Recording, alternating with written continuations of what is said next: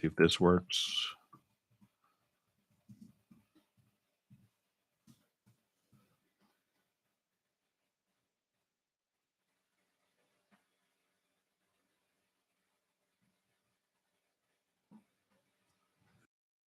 I think it's maybe under edit. Move events to selected track. We'll see if this.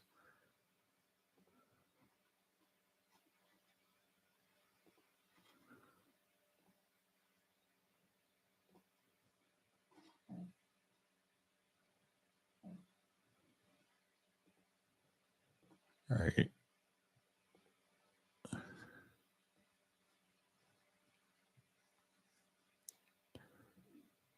right. So just add a couple things here.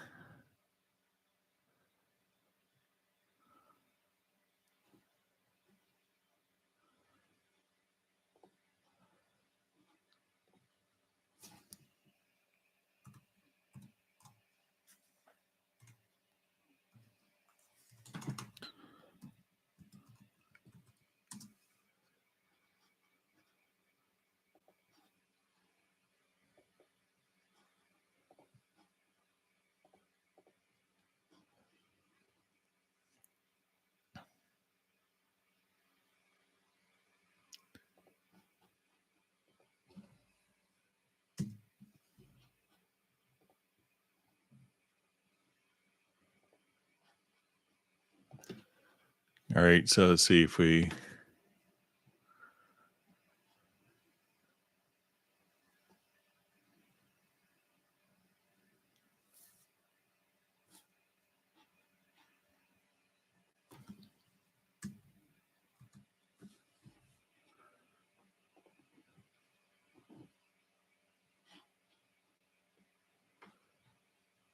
All right, so it's going to move it to a track down. It's still the same track, so let's see if there's a function for lanes.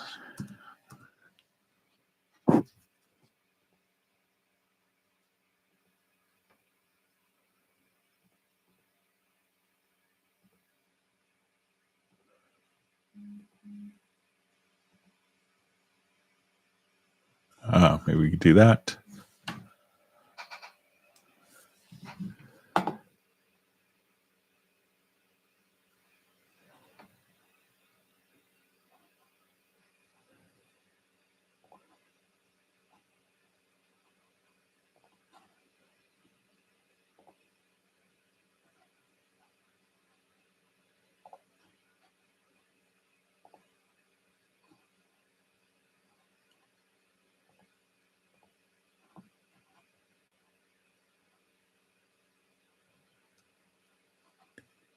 All right, let me just remove this. I'll just try this. Thanks for your patience.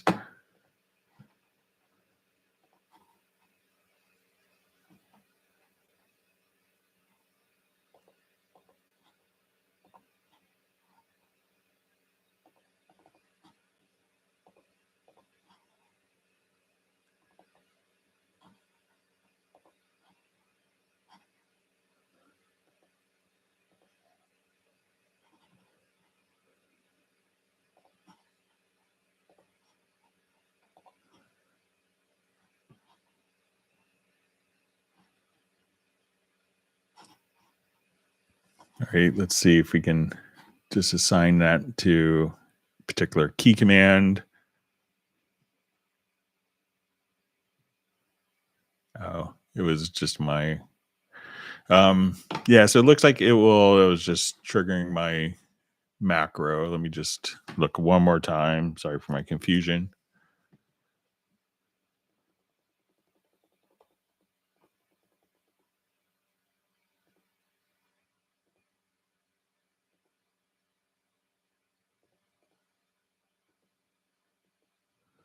Yes, I think it has to be manually done. Sorry about that, because it's if we move it to the next track, it'll move it down to here and not to the new lane. So you think it has to be manually done. Sorry about that.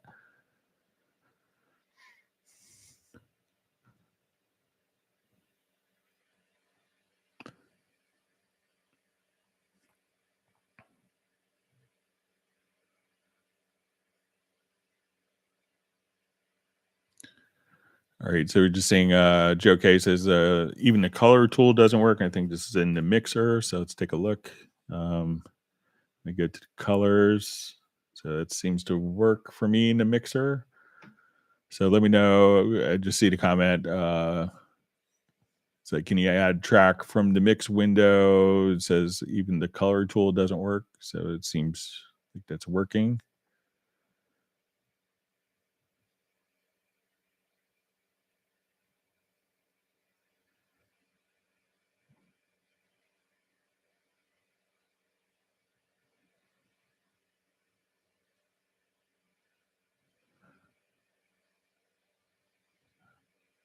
Okay, just reading through comments. See, JVI just says he also loves Verve. Just a piano is worth the upgrade.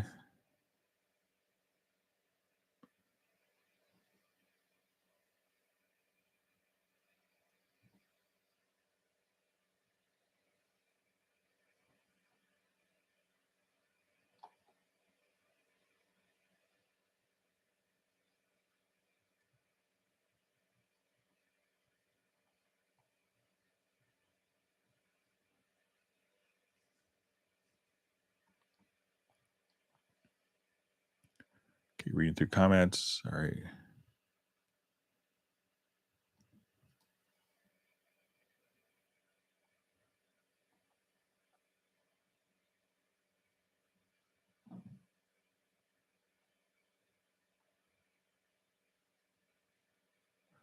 Okay, so we see what question? What's the difference between normalize and pre-gain? Is one better than the other? Does Cubase have a trim plugin? So so when we have gain, that's going to affect the over. That's affecting the audio signal as opposed to affecting the audio file. So when we add gain, and if you want to see so the pre-gain isn't a plugin, but what it is just if you go to the EQ, you could see the pre-gain right here, and you get an additional 48 dB of gain or cut. So it's not a plugin. So it's just part of the channel EQ. We had the pre-gain along with phase directly here. But when we have pre-gain, that will take the signal and increase the signal up, and that's modifying and adding gain or cutting gain to the signal as it's going through the mixer. Whereas normalizing is actually affecting the particular file. So if we wanted to look at normalizing audio, I could just come and let's say, okay, have this file, and let's say, okay, we bring our clip gain down. So as we would normalize the particular file, what we would do is just come here, and let's say we'll do it on this file here. So when we look at the amplitude, I could now just go to audio to processes. And as we normalize, we can say, I want this file to be at -3 dB or at a particular LUFS level. So that's actually processing and adding gain and amplitude to the file as opposed to affecting adding gain during the mix, like real time mix process. So that's a difference between the pre-gain. So, and again, you don't need to have a trim plugin. It's just part of every mixer channel.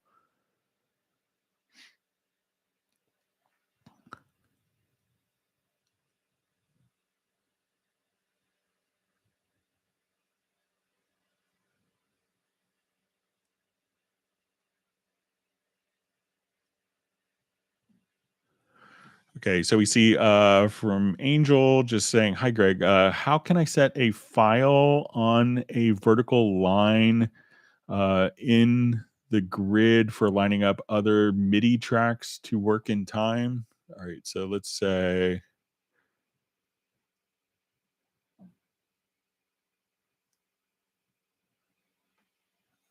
just jump to this project. So we have number of MIDI tracks.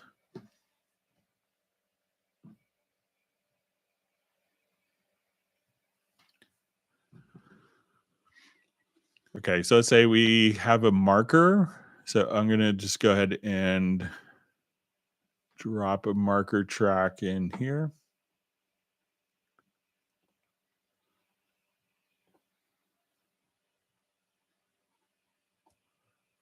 Okay. Okay, so now we'll see these kind of vertical lines that are the marker track. So say these yellow lines. So now if we wanted to come here, let's say, let's see if we could snap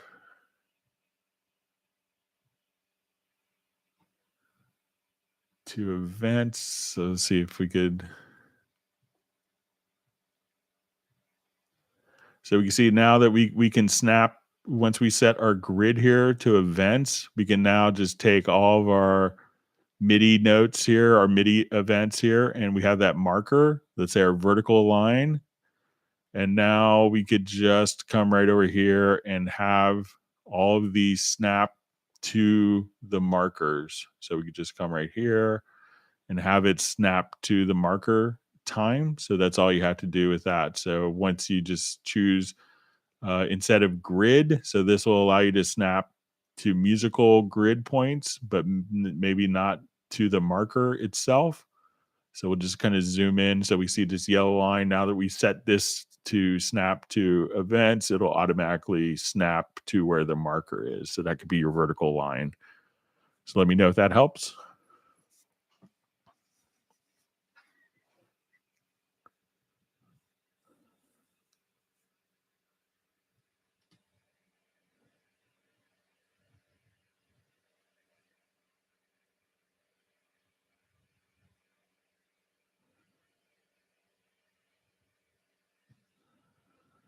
All right. So I see just from Joe Cases, sorry for all the dumb questions. What would you use in Cubase to replicate the head feature in Pro Tools? So I'm not sure what the head feature is, but if you want to tell me what it is, I'm sure that there's probably an equivalent. So let me know what it is. I'd be happy to kind of show you if there's a similar functionality.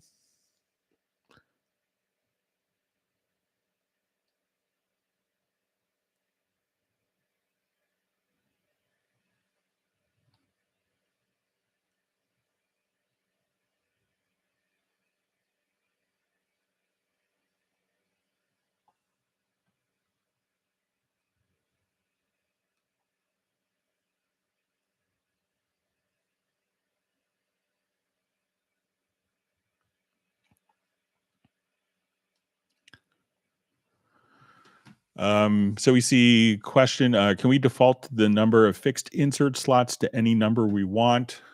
So currently on the inspector, we see all 16. But when we go into the main mix console, so say if we're here, we have our inserts, we could choose, sorry for hitting my mic, but if we come here, um, just okay, so when we go to this little drop down menu icon here, we could have a fixed number of slots to see all 16, or we could have these, uh, if we don't have that active, it'll show one plus the number of track of inserts that are on the particular one. So if I wanted to come here, we could just say, okay, I want the DJ EQ there. So now that we have something that's in insert slot 2, we'll have 3 insert slots. So it's kind of dynamic, but not where you say I need 7 inserts or 4 inserts. But on the main mix console, you could just come right over here and choose between the fixed number of slots, which would show all 16, or 1 plus the highest number insert slot visible. But that doesn't translate to the particular, uh, you know, that doesn't translate over to an audio track still kind of fixed with 16 insert slots there in the inspector.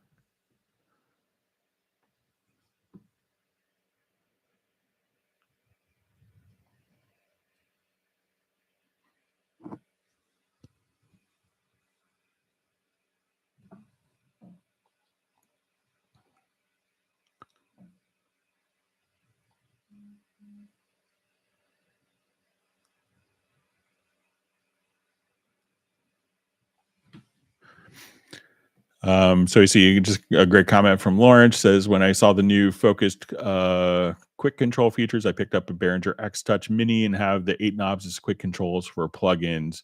So whatever has the focus is on my knobs. Very cool. So yeah, so you could have just, you could have kind of multiple sets of controllers with quick controls. One that's just for tracks, one that's just for plugins as well, and just kind of set accordingly.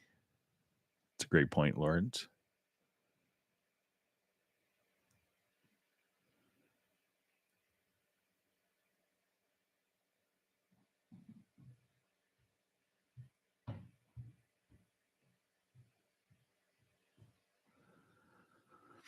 So we see a question: is it best practice to import from archive or import from project? Is there any pros or cons to each? They're really just kind of I think they're basically doing the same thing. We used to have import track archives where people would be able to import different tracks, different sections of projects, and be able to import and export them independently of the project. But then it's kind of migrated to the import tracks from project, and that would have a lot more capability, plus the ability to with the import from project, you have the ability to not import the media, but just the channel and the settings, or to exclude automation. So if you had like a perfect drum mix from one song where all the processing and EQs were perfect, but you didn't want to have the automation carry over, you could just import just the channel settings without the drum audio files and without the particular automation. So with the import from project, you have the ability to decouple automation and the audio files or MIDI information that you don't have from archives.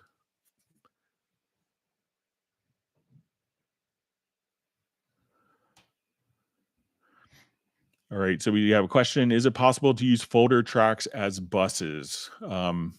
So folder tracks we could think of as being more visual, but if you wanted to do that, there is an included macro that does that. So, but we could think of, again, the folder tracks as being, more visual for that. So let's activate this project. And let's go to, I'll just revert it quickly. And this is one of the included macros. I think it's been in there since 10. So I'll take all of these tracks out of a folder for now.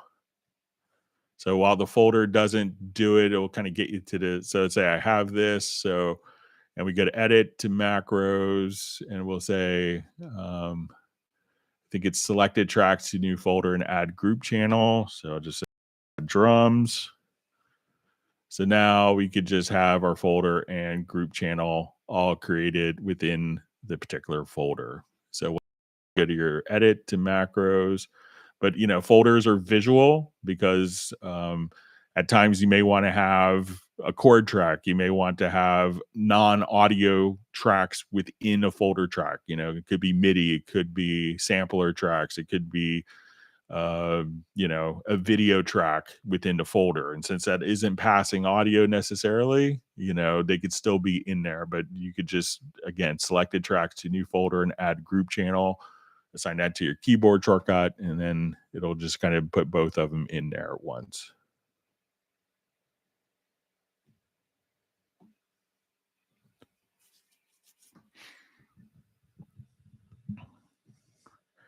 And we see Jazz Dude just mentioning, if you like the Cubase Q&A stream / hangout, please subscribe and hit the like button. So that enables us to continue to do these live streams.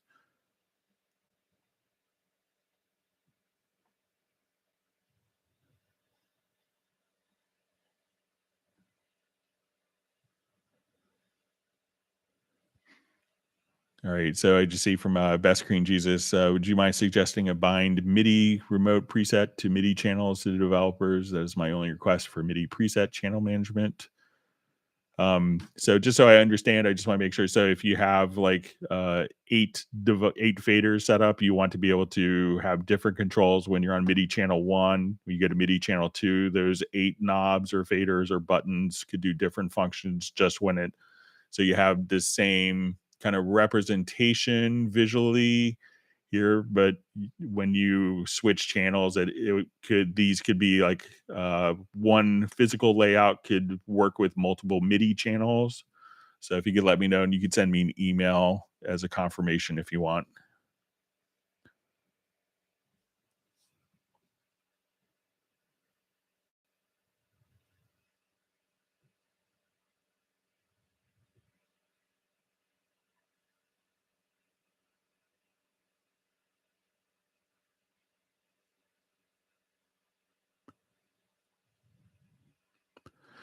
Okay, so I see, hi, when using Groove Agent standalone, I can only see outputs 3 and 4, but in Cubase, I can see and choose from 24 available outputs. My configuration is Windows 10, Cubase 11 Pro, UR824. So let me open up Groove Agent standalone.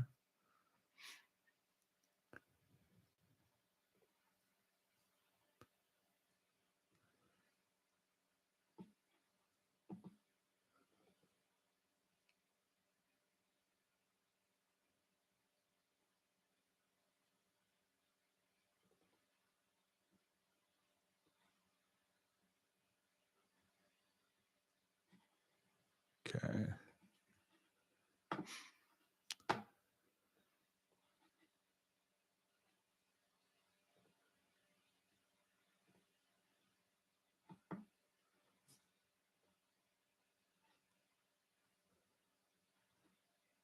Okay, so I'm going to load up Kit.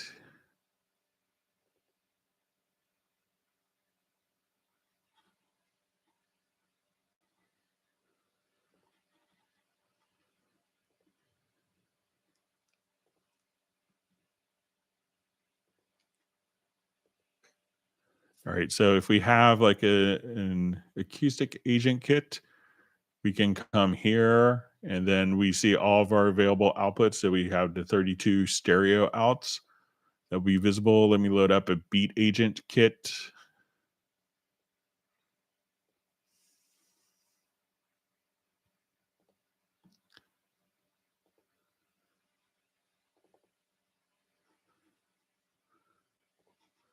So now when I come over to edit and we select the main, here we can see all of our different buses here. So so let me know if that's how you're doing it. So, instead of doing it from like the VST instrument rack, but it seems like they're all available here.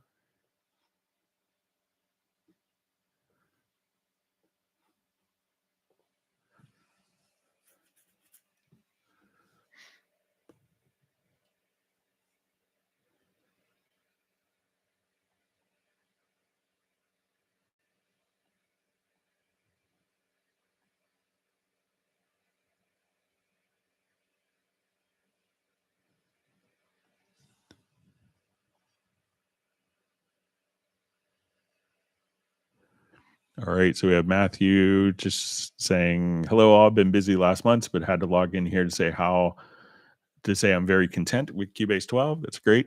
Thanks for letting us know.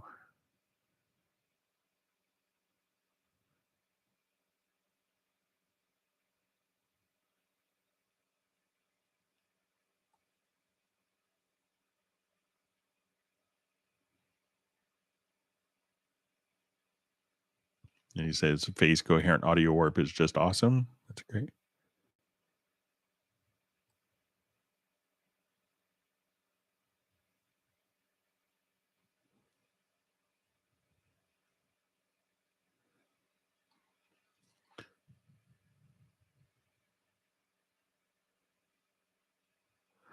All right, so we see, hi Greg, now because there is no more rewire, I'm using MIDI clock to sync Cubase with Ableton, and there's a flam and latency.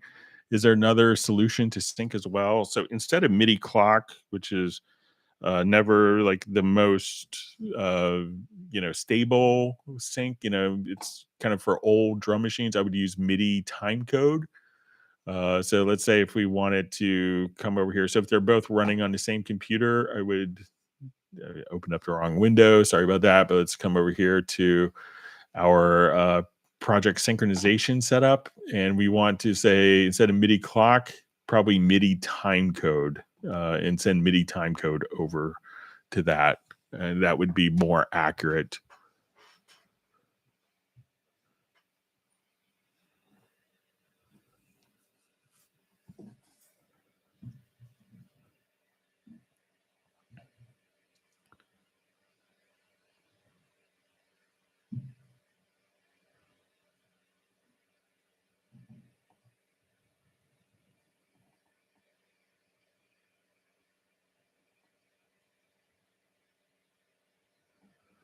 All right. So we just see question, is there a way to have a playlist for live performances? So we could do this probably using the arranger track. So let's say if I have different performances like this. So let's say I have song 1, song 2, song 3, 4, let's say, like our set kind of laid out for us. So what we could do now is add an arranger track. So we'll come right here, right click to add track, and I'm just going to add an arranger track.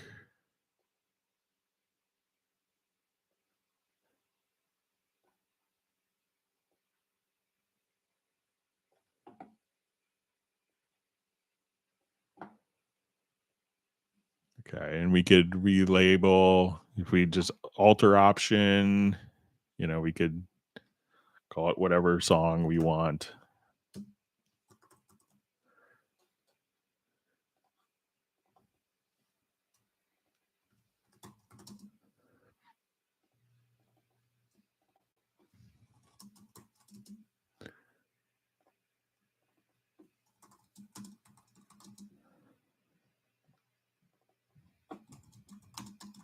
All right, so we have our different songs. So now we could just double click and add our different songs in our set and just kind of play back. And then if you needed to, change the set list one night, all you had to do is we could have kind of all of our songs in our set laid out for us here. And then if you wanted to, just change the order of the songs, you could do that. And this will kind of play back in a non-linear fashion.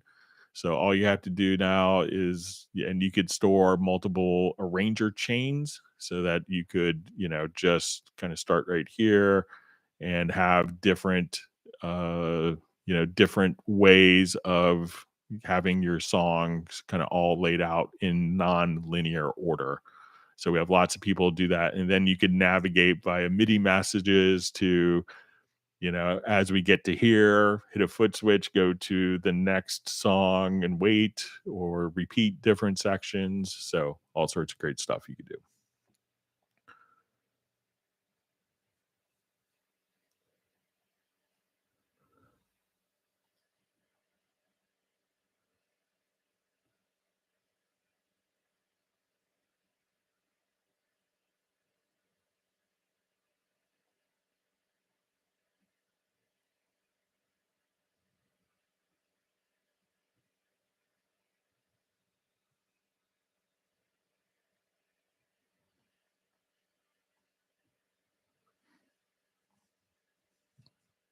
All right.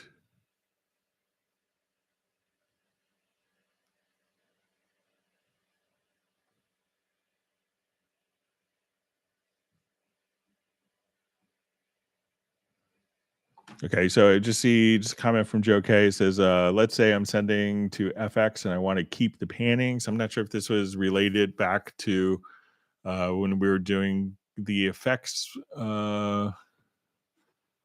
the effects here. Let's see if it's still set up for our parallel group. So let me just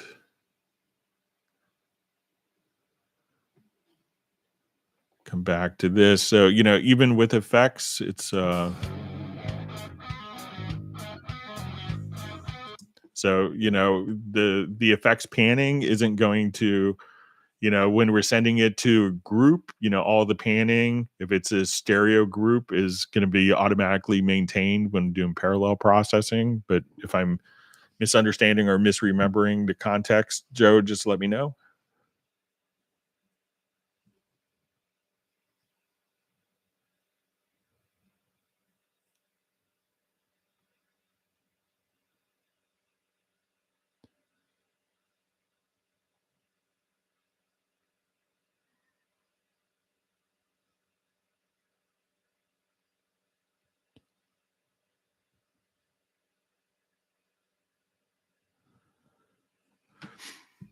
All right. So I just see from Joe's like your groups will now show the panning um, they were sending.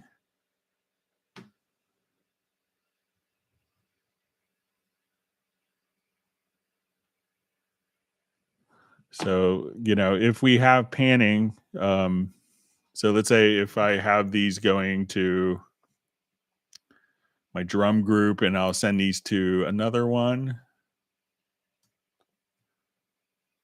So I'll just add another bus here.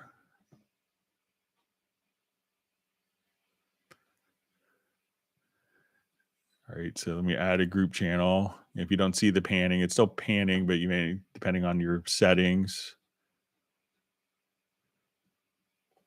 So I'll select all my drum tracks here, and then we're going to set these to stereo out.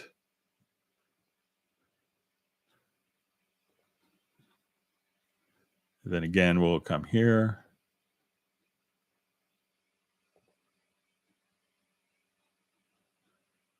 We select all the tracks.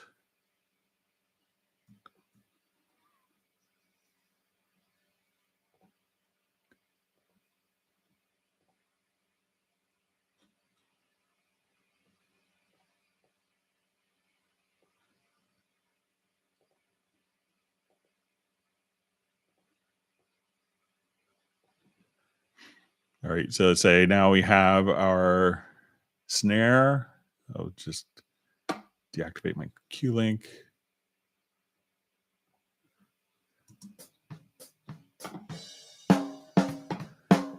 So we'll come back over here. So I'm going to just switch my meter.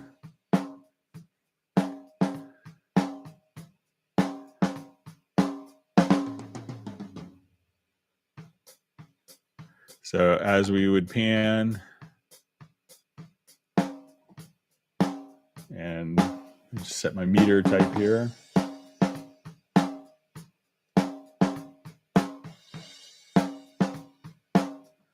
So, as you hear it, you can clearly hear it's in the left. So if we wanted to just, again, come here.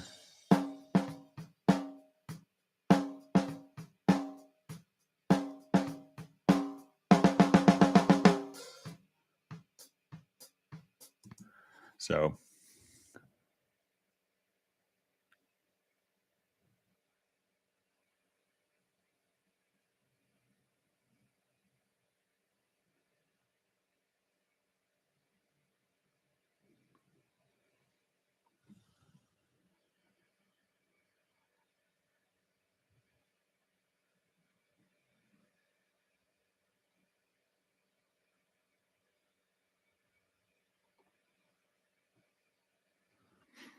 all right, so we see, hello, a very interesting stream. Thanks. Do you have short info about Nuendo 12 release? So it will have all the Cubase features that we see in Cubase 12 plus new, plus we're going to have new functions, but that haven't been announced.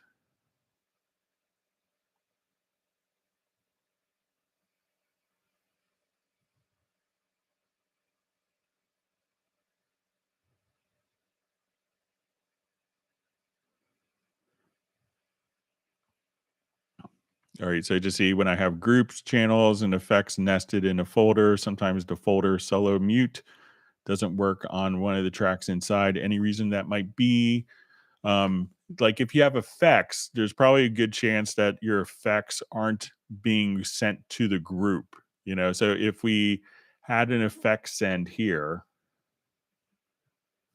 so let's say if we had like a reverb channel, so let's say if we come here, unless you specifically choose the effects channel to go out of the group output, then it may not slow because the effect is going outside, is not going into the group.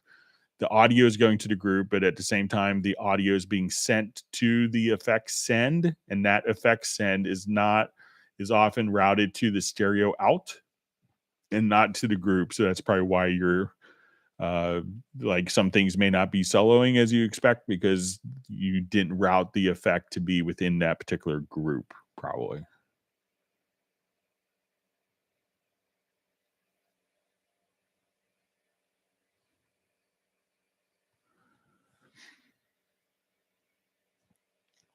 All right, so we see question. Hi Greg, is there a way to prevent the bank of tracks to change every time I select a different track? So my bank of first 8 channels will always be the same. I'm using launch key 49 Mark II. Thank you. So I think if we choose like your functions here, let's say if we're doing it in a new MIDI remote, that we could, as we go to like the mapping manager, is maybe just on selected track. You could just have this go directly to the selected track of volume, if you wanted to, or um so I don't think it'll kind of go into the track folders, but if um but you could literally just kind of, if you wanted to just do volume, just say, okay, I want this fader here. So let's say we're in the mapping assistant, and instead of it kind of being like quick control based or something else, you could just select the particular fader, and then this fader will now only do that particular volume. So we could just physically assign it. So as you navigate to different tracks, you could have these like quick controls may update, but if you wanted to just assign those to fixed tracks, you could do that as well very easily.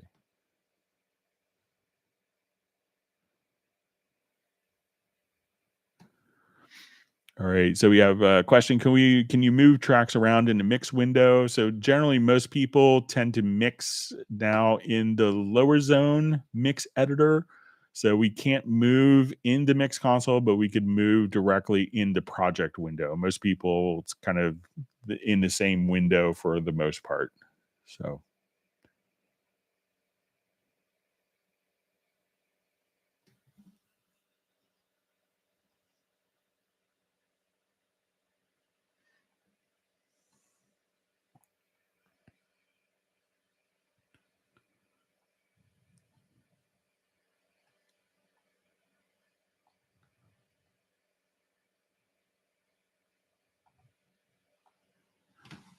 okay, my chat jumped on me. So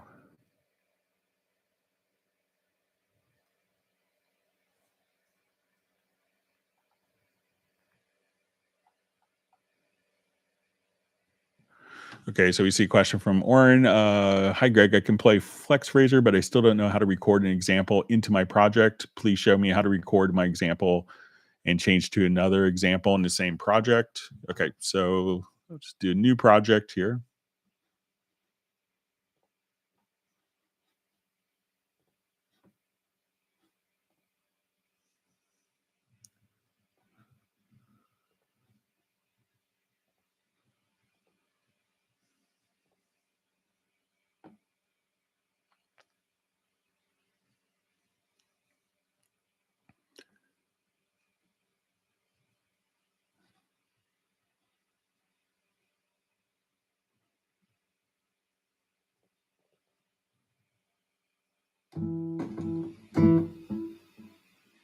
All right, so let me find.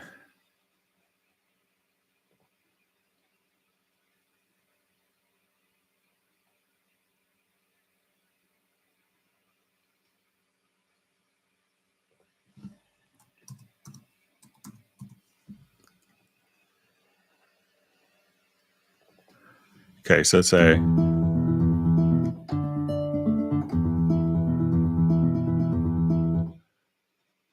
okay, so I'm just going to come here. Let's set the tempo scale here to eighth notes. Let's do eighth note triplets, make it a little more interesting.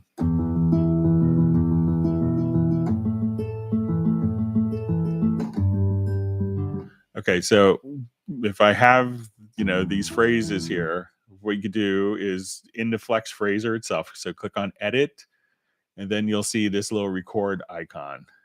So we want to click on record.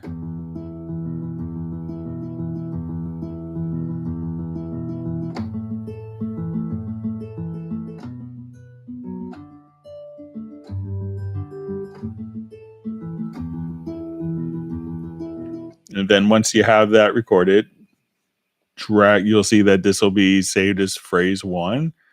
And then really all you have to do is just drag that to your timeline. And now when we look at the data, it will just automatically include everything that we just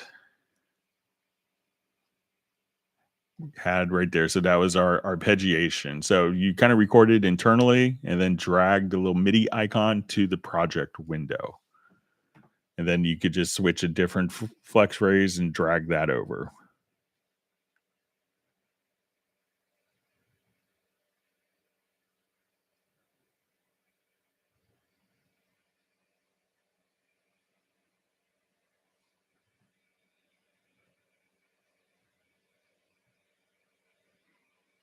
All right, great to see Michael Pierce back.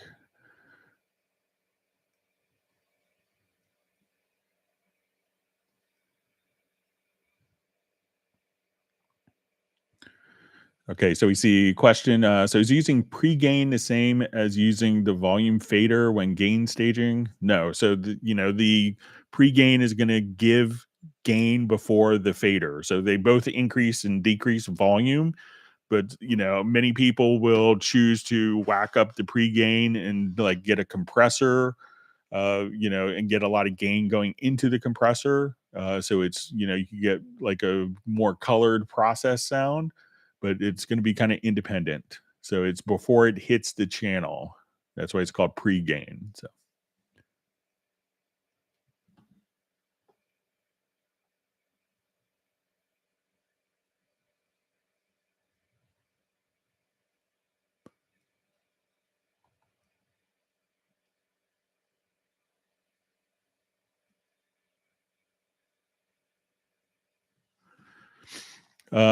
we see Bo from Canada. I've noticed that many third-party plugins offer oversampling. I've noticed that Cubase 12 doesn't use oversampling in plugins like the new Razor VST. Would oversampling benefit Cubase?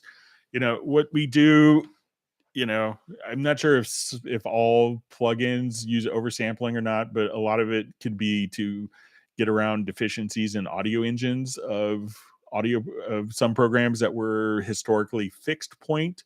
But when we go to our studio setup, we could actually have everything in 64-bit floating point. So that probably has more precision and more benefit of that than utilizing oversampling.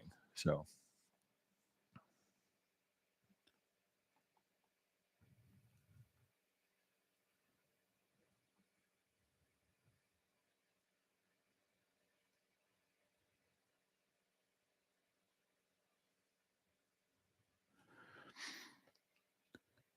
all right. So I see a question. How can I loop an audio event so that I can have an event at the beginning of the song and every time I change in this everything I change in this event will also affect the loop events in the song.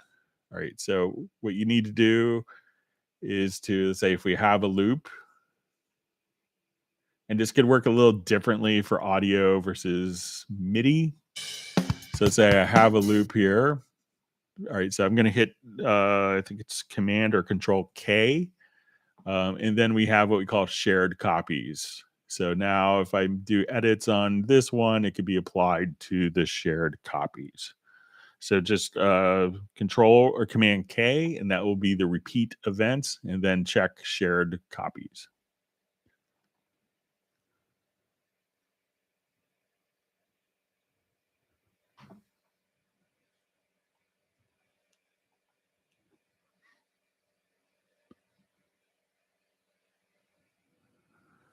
Okay, so we see, hello, quick question to which I've never found an answer. Is there a way to route multiple tracks at the same time?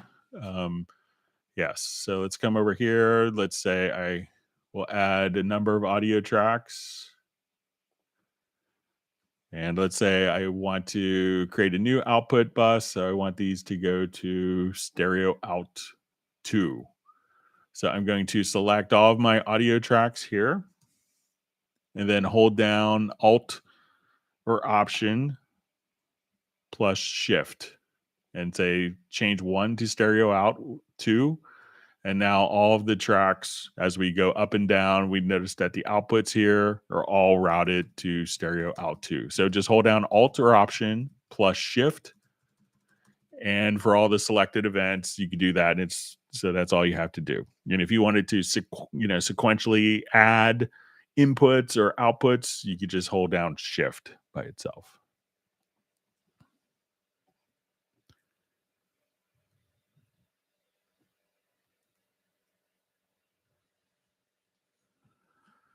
All right. So you see, so it's heat as opposed to head, adds analog color to systems. It's applied to all active audio tracks in your session, emulating analog tape. So to do that, Steinberger is the first company to offer this in 1995, I think. But if you go to your channel strip, you can just go to your saturation and just open up the magneto, and you have analog tape saturation on every single channel. And you could also run that as insert plugins.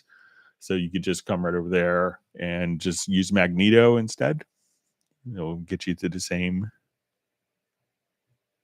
ending there.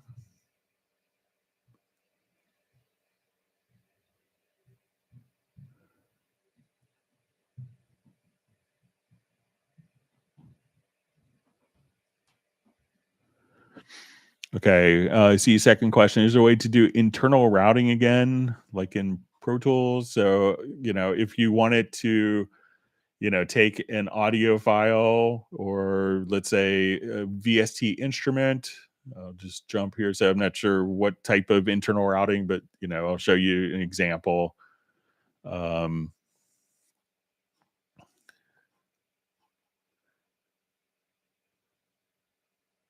so there's a couple different ways to do this. So let's say I wanted to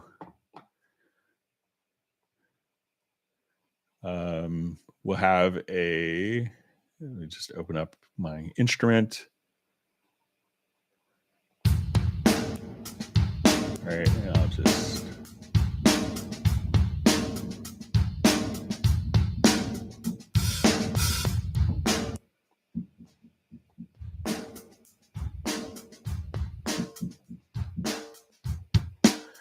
okay. So at this point, if I have this being routed to I'm going to add a group track. We'll make it a stereo group. All right, and I'll just add a group channel to the selected track, make it a little easier. All right, so now I see my drum outputs going to my group. I'm going to add an audio track. And then for its input, I want to say group 2. So I'm going to add that track. And now all I have to do is I'll just solo these tracks here and hit record. So I could now record the audio output of that particular instrument. And if I wanted to go to the MIDI track here, sorry, I got a little. So that's how all you have to do is just kind of record directly there. And if I wanted to take the MIDI, like from Groove Agent here, I could just say Groove Agent is my MIDI input. So I can record both audio and MIDI simultaneously. So as we do this, we'll just say play. And I'll arm this track here for record. So that's kind of all you had to do is so you could route it to a group and take that group as an audio channel input directly into Cubase. So Let me know if that's what you mean by internal routing.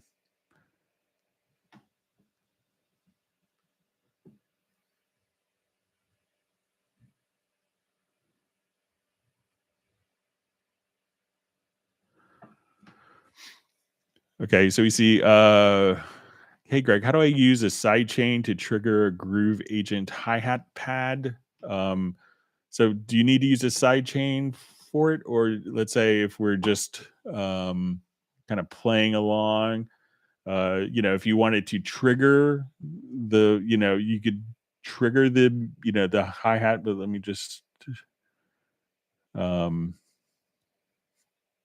all right, so let's say if I want the hi-hat here, I could route my hi-hat to its own output. So say I'll come here. Let's go to the agent. So we'll say our hi-hat is going out of output 3. And then output 3 in the mixer for Groove Agent. So we'll just come here. Here's our hi-hat on. So we see my hi-hat here. And then all I would have to do is to activate the side chain on this particular channel. So let's say if we go to our channel here, so if we go to our compressor, we could now activate the side chain and just, and then you could side chain directly into the hi-hat.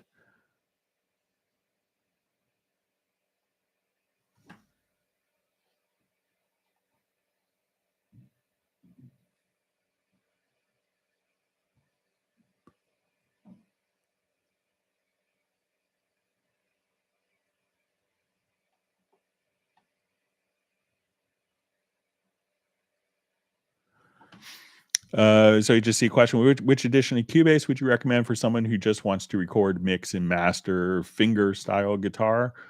Um, you could start off and definitely do that with Elements if you wanted to start off and see if that will meet all of your needs. As you wanted to do more advanced editing, you may want to get into like ARA functions. Like if you need to take out especially like finger style guitar, you may want to take out squeaks and having ARA too. And I think that's introduced. I'm not sure if that's only in Pro, but you could check to see if ARA2 extensions is an artist. But if you use a tool like Spectral Layers through ARA2, you could just do editing of just the squeaks of guitars. So if you want to get really precise with it, there's more editing capabilities. But just for kind of capturing, Cubase Elements would work for that. So.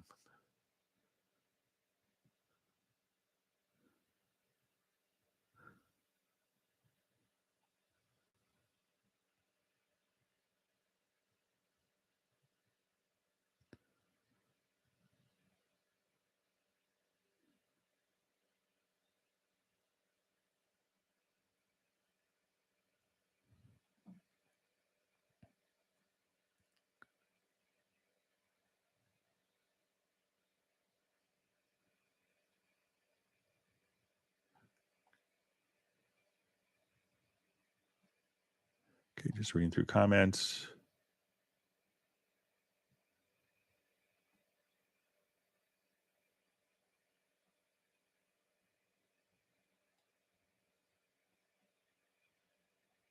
All right, now we have homemade sausages being distributed virtually. So what a great group.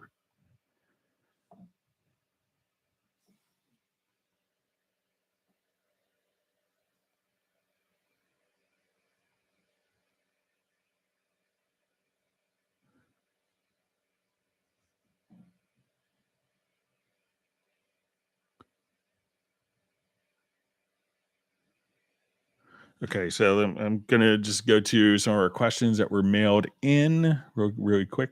Thanks for all the wonderful questions. Again, if you've learned something new, make sure you do hit the like button and that you subscribe to the channel if you are not subscribed already.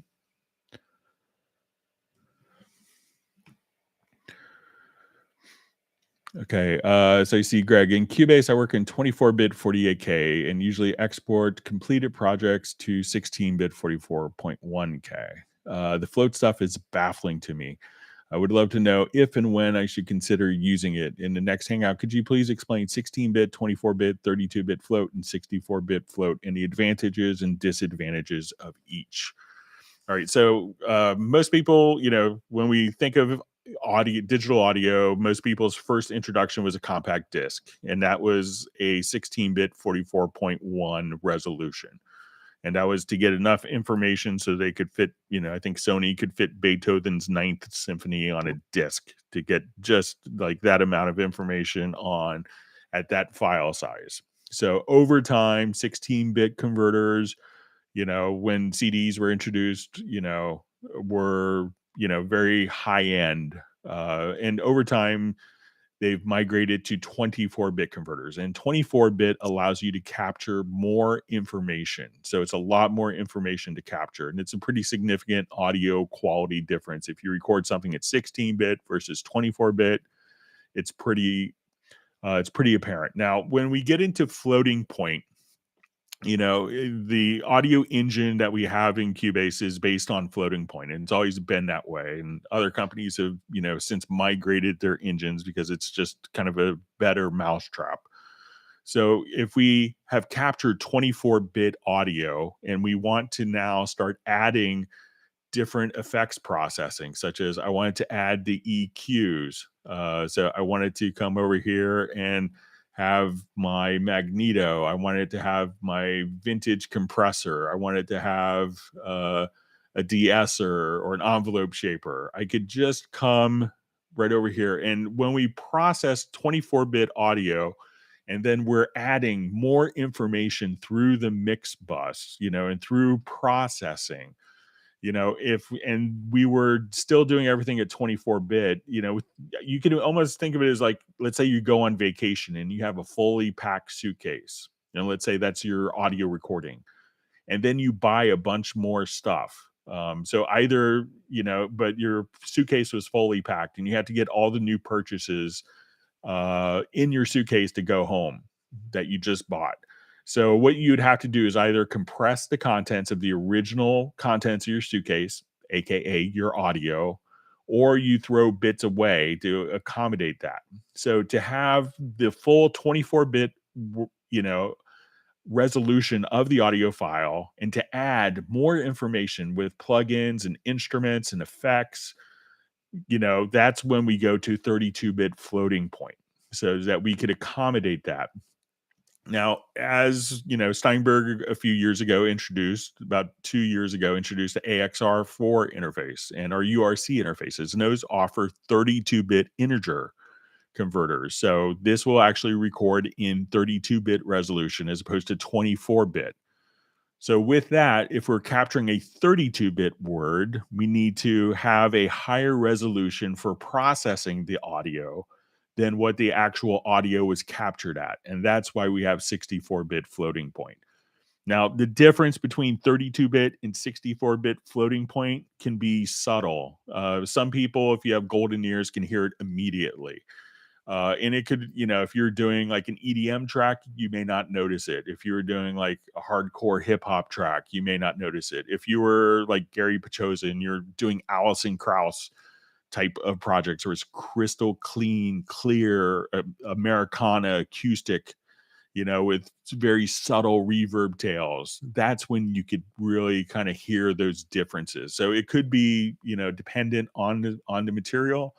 My advice is, to always have, if you're doing everything, if you have 24-bit converters, you can capture it at 32-bit floating point and 64-bit floating point and just save your export audio mix down at the highest resolution. And then you could also do other mix downs at lower resolutions for CD. So that would be my approach to it. But I would always maintain the highest possible resolution to have that as a file, So I know so many people spend months working on their project and their final mix down is an MP3. And they've lost so much of the audio quality just by not having a full resolution master. So, if you have the option, export a 64-bit floating point file at 32-bit, or if you have the converters, or export, the highest resolution file possible. And then, you'll always have that, and you won't have to go back and, later try to remix it or re-export it because, you didn't make a good decision and just only exporting a 16-bit 44.1. All right, so we had a question. Is it possible to undock the meter at the end of the mix console and leave it open? So when we see like this meter that shows up here, or if we see the meter in our master section, we can see this meter. So the question was how to undock that. So if you actually go to your studio menu, and we go to enable the control room. So now that we have the control room, we can just click on the meter tab, and as you play, it will just automatically be able to. So let's say we'll just play this back a little bit. So we will see that the meters can be floating anywhere and place it anywhere that you want on your project. So just open up the control room.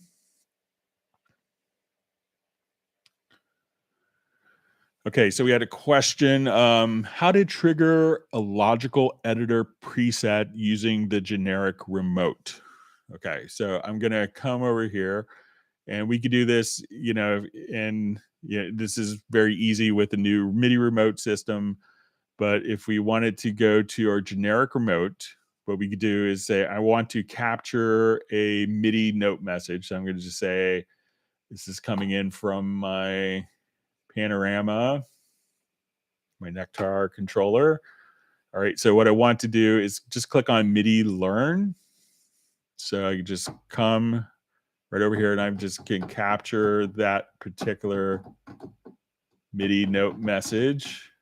So let's say, okay, so I'll do note 85. And then what I want to do is go to command, and then we'll choose process logical preset. Any preset that you've done will automatically be able to be recalled through here. So let's say, okay, I wanted to add ninths to chords, and that's my, project logical editor. Or let's say I wanted to come here, we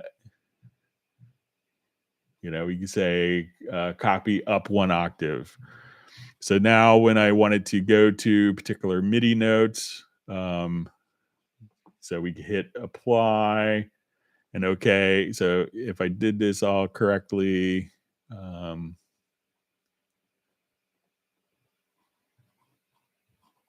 let's say we'll look at this in our key editor.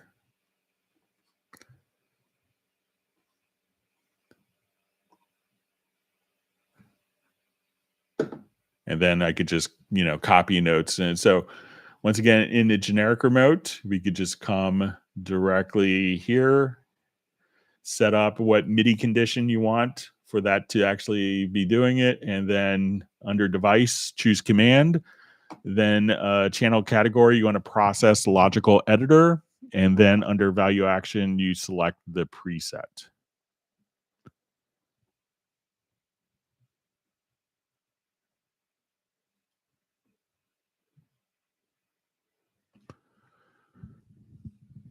Okay, so I just see also install Cubase, upgraded to 12 from 11, and I'm having freezes crashing when attempting to create a custom plugin list in Plugin Manager. Some plugins all worked just fine in 11's Plugin Manager, nothing blocked listed. The plugins all work in 12, just not in the version 12 plugin manager, mostly Steinberg and Waves, plus a few tried and true third party, like, but nothing janky. So, often when, you get a new version, Cubase will go through and find a particular function here. So let's say we go to our VST plugin manager. One is to, it could be that the plugins that you're creating will automatically might be showing VST2 plugins or 32-bit plugins. So that, some of those may show up. So make sure that you're actually running all the VST3 versions of the plugins if you have them, because sometimes some plugin companies will just come over and just allow you to install. It will just automatically install everything that you need. But if I just wanted to come and let's create a new uh, plugin chain, I'll just come here and we could just add these freely. Let me just open up the window again. Sorry about that.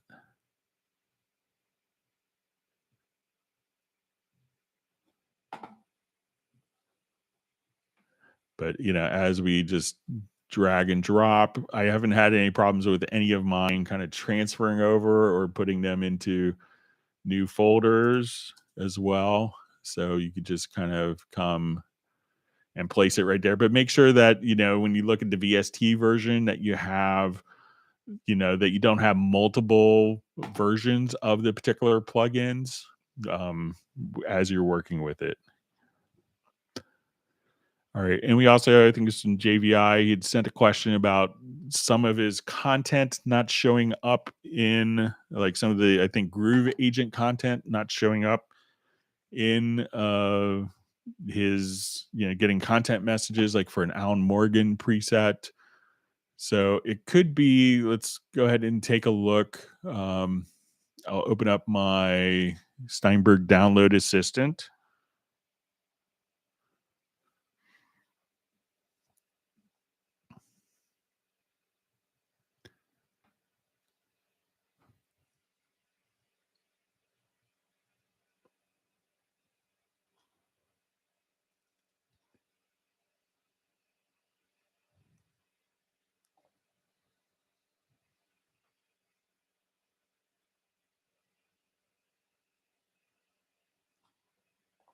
All right, let's just cancel that out. But all right, so when we come here, so make sure one that you go to the VST sound update. So make sure that when you come here, there is a VST sound update for all of that. So make sure that you do that.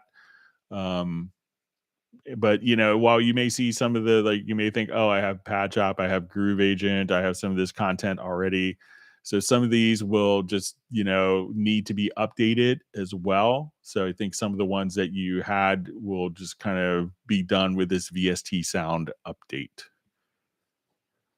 All right, so I'm going to jump back to our questions on stream. Thanks again to everyone for all the wonderful questions. Again, if you learned something new, make sure you hit the like button and that you subscribe to the channel. And we do this every Tuesday and Friday, unless otherwise noted.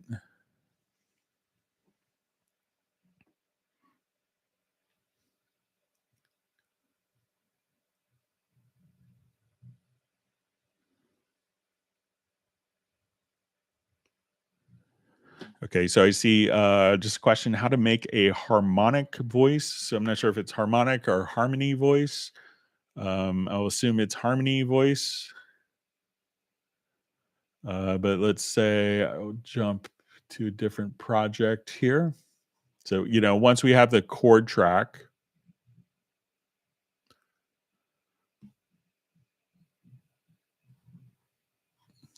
so I'm going to just generate the chord track, and we can do this now from audio as well. So I will just come directly to my chord track, and I'll say, let's create chord symbols.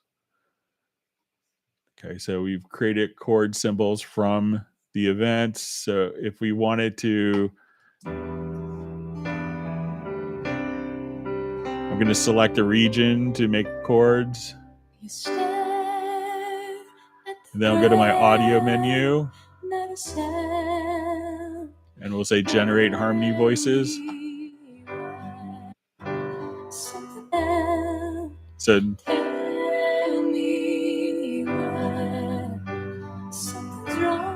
So that's all you have to do. So you need the chord track in there, so you could put the chord track in manually, or extract it from an audio or MIDI part, and then go to your audio menu and say generate harmony voices. So, but if it is harmonic voices, let me know if I misunderstood.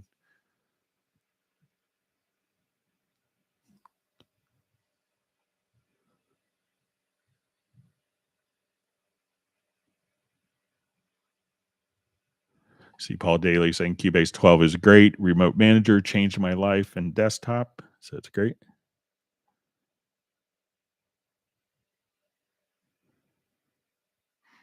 We see haven't updated. What is the most important feature of 12 for creating new music? So really depending on your workflow. So if you're doing like EDM type work, it could be the FX modulator. The remote control I think is pretty universal for everyone.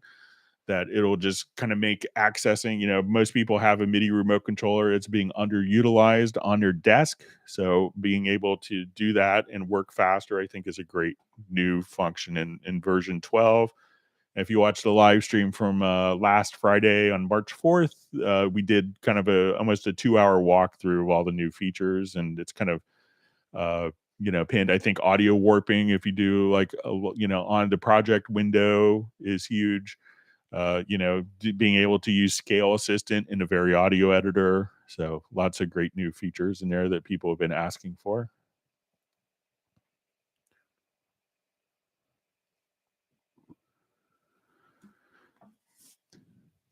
Okay, so we see let me just find Jeff's question here.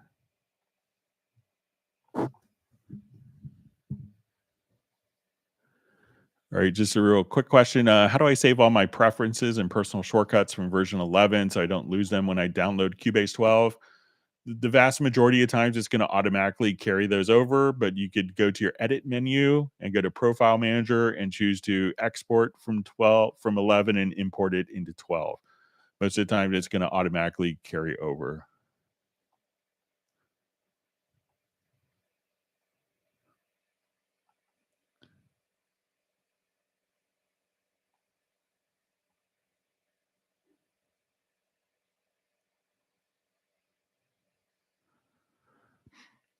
Okay, so I just see just a quick question. Hey Greg, I just as you suggested, MTC, and I got the same flam. So, are you running the same audio? And this is with synchronizing. Are you running the same audio interface between the two programs? If you're running different audio interfaces between the two programs, you may need to actually have the word clock connected out of one interface to the other interface and have one be the slave.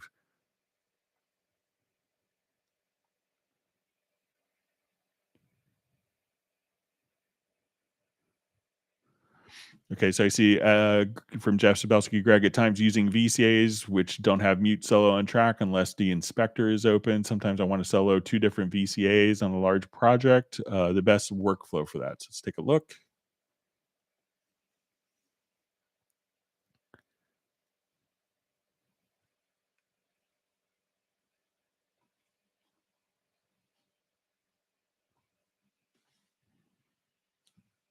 Thanks for all the great questions again. So let me just revert this quickly.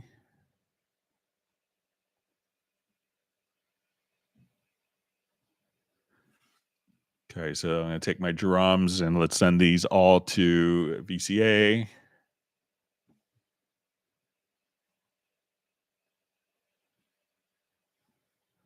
And I'll take my bass and guitars and send those to VCA.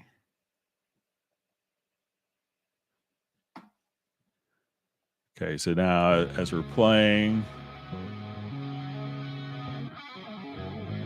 so there's let's listen to my drums.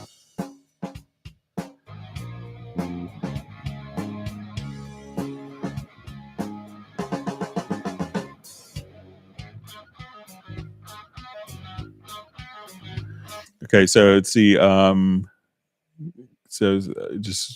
So at times which don't have mute and solo on a track unless the inspector is open. So make sure that when you're in the VCA folder, make sure, because you should see the, like here mine is on the mute and solo. So maybe it's in your track control settings. If we go to VCA, maybe you don't have like all the parameters for the particular VCA, but it looks like it all is kind of showing up for me directly there on the track, just to the left. So we go to the VCA fader, I could solo there or solo in the mixer without issue.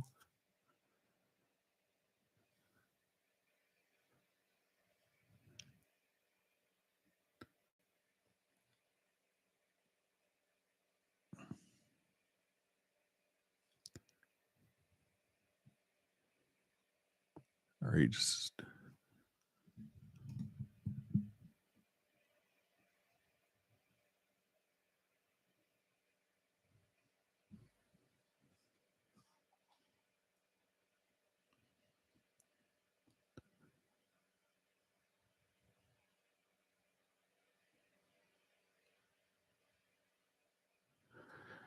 all right. So we just see, hi Greg, I want to know how to configure the jog wheel in MIDI remote. Thanks. So a lot of times when we're dealing with the MIDI remote, people think when they have an encoder that it's going to, that if you have a knob on your box that you could treat it as a jog wheel. But many times that controller is only transmitting one particular value. So it's just transmitting, you know, that it's this particular controller going up or going down, but it's not really suited for a particular jog wheel. So, a lot of controllers like the CC121 from Steinberg will have a dedicated jog wheel. And that's set to work kind of bi-directional and at different rates. But most knobs that just transmit standard MIDI CCs don't really do that. So it can be difficult to get that. People, you would need to have multiple functions on that particular knob to be able to do that. And a lot of knobs in MIDI controllers don't offer that.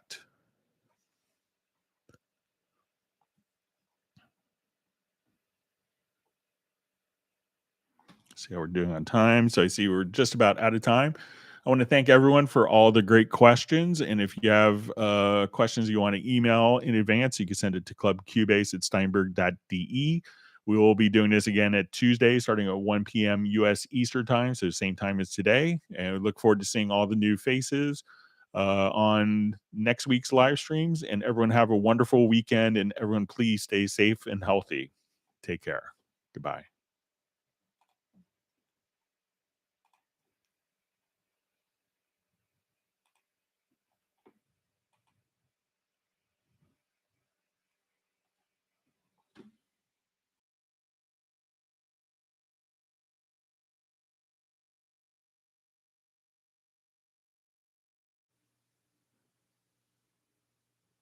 Hello, welcome to the February 1st, 2022 Club Cubase live stream.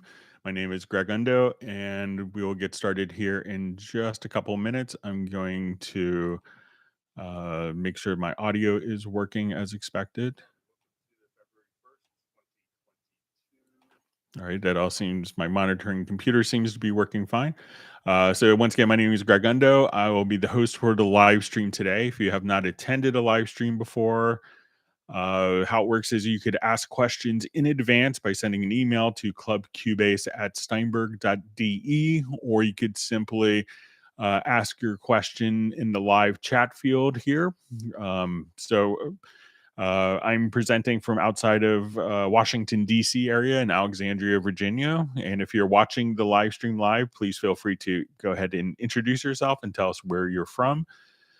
Within a few hours later tonight, I will have the index of all the topics covered in the live stream today with all of the timestamps. So you should be able to jump back to a particular section or find an answer to different topics that were covered. And if you wanted to search for different functions and different topics, you could go to cubaseindex.com, and Jan from Stockholm has been kind enough to compile that website for us. So I think there's over 15,000 topics and questions that you could find there that we've done on the live streams in the last 2 years.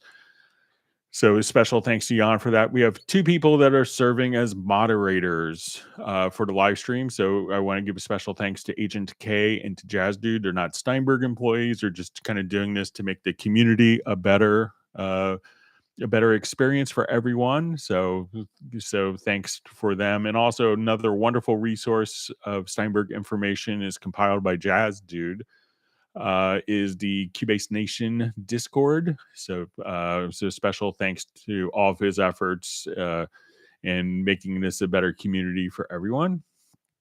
So, and when asking questions, it's helpful if we could specify which version of the program you're using, whether it's like Cubase 10, 10.5, 11, which level, whether it's LE, AI, or Elements, Artist, or Pro, and which operating system. I will not be able to answer all the questions in a real time manner, just because the amount of questions I'll try to catch up to the best of my abilities.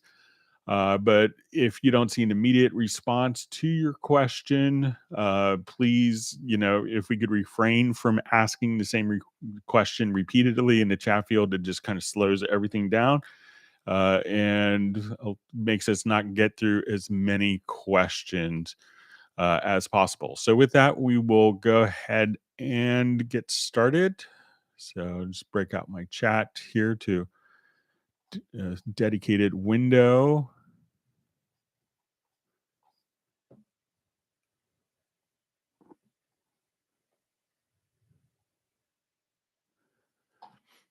Okay, so I think when I broke out my chat, I may have missed a question. So let me just see if I could um, jump back. Hang on just a second.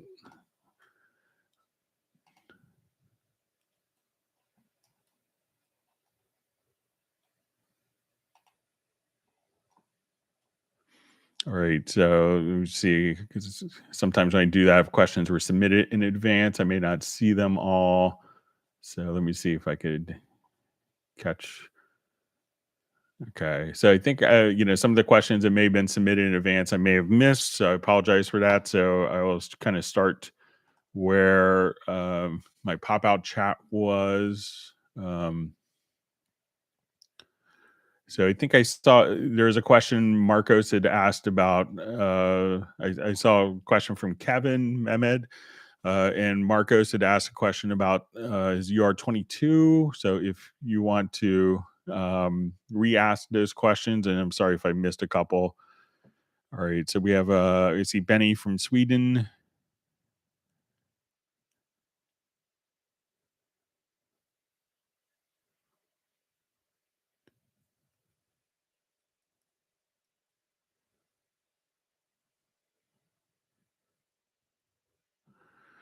Okay, so we just see so I think I've seen some discussion about Marcos and maybe getting noise with the ground loop on his UR22. So one thing you may want to check, Marcos, is to see if you have a ground lift. Sometimes you can get like the little where you plug three prongs into two prong adapter. I know we have those in US, and that may solve some problems. But if you want to ask the question again, we'll see if it could be in the chat field now that it's kind of officially started. So, a question from Kevin: how come when I save a file in Cubase Pro 11 and automatically open up Wavelab Pro when it's finished saving a wave file, 50% of the time it won't automatically open a wave track?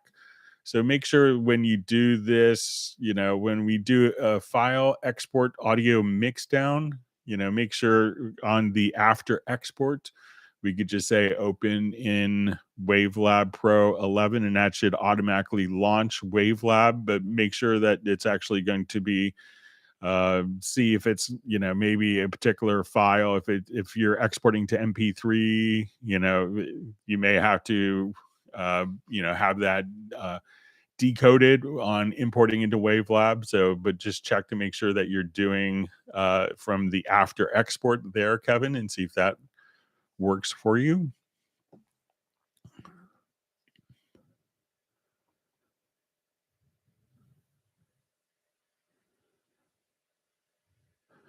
All right, so we see Chance 2020 from Berkshire in the UK.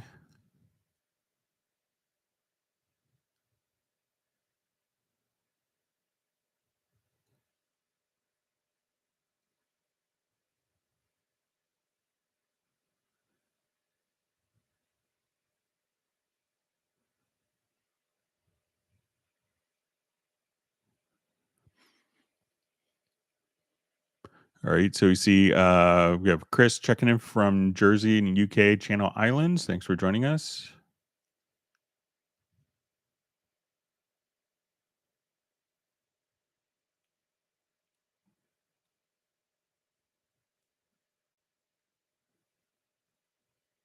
All right. And we have Dave checking in from Wales in the UK. Says I have a second generation Focusrite Scarlett Solo, 7 years old. Would I get better ASIO performance from another more modern or expensive audio interface? The audio interfaces that do run USB 3 and can take advantage of it will give you lower latencies. So, that will, and there's also been in the last 7 years some pretty, some significant changes in converters. So you may benefit from that. I tend to keep stuff until it breaks or is no longer compatible personally for my system, but you probably can get a better interface. And I think that if it's 7 years old, it's probably USB 2 interface.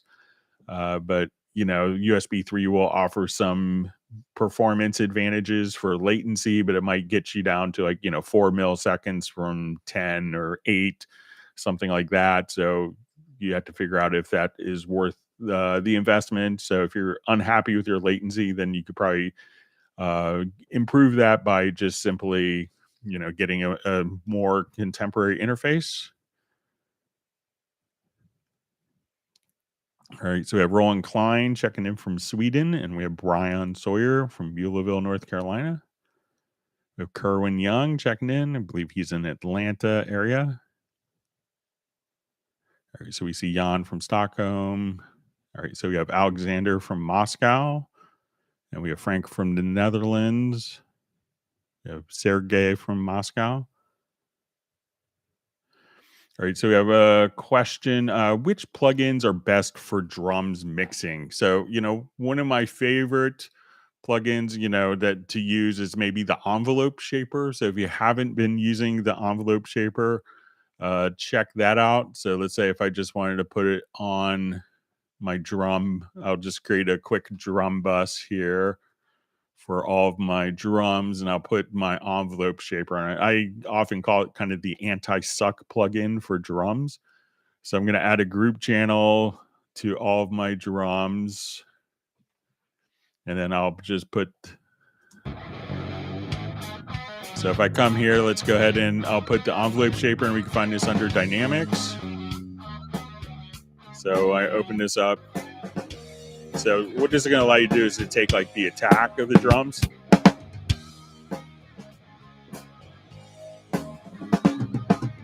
So what people spend like hours trying tweaking compressors. So if I want to get like a really thick, long drum sound.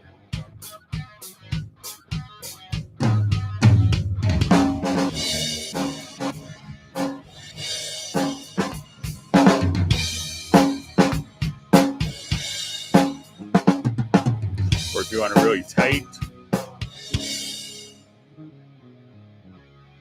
So this is basically just taking the attack, the length, and release of the samples. So if you want like a very tight 70s recording.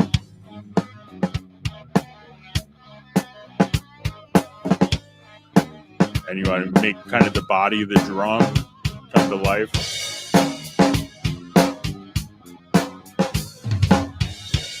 So again, if we bypass that.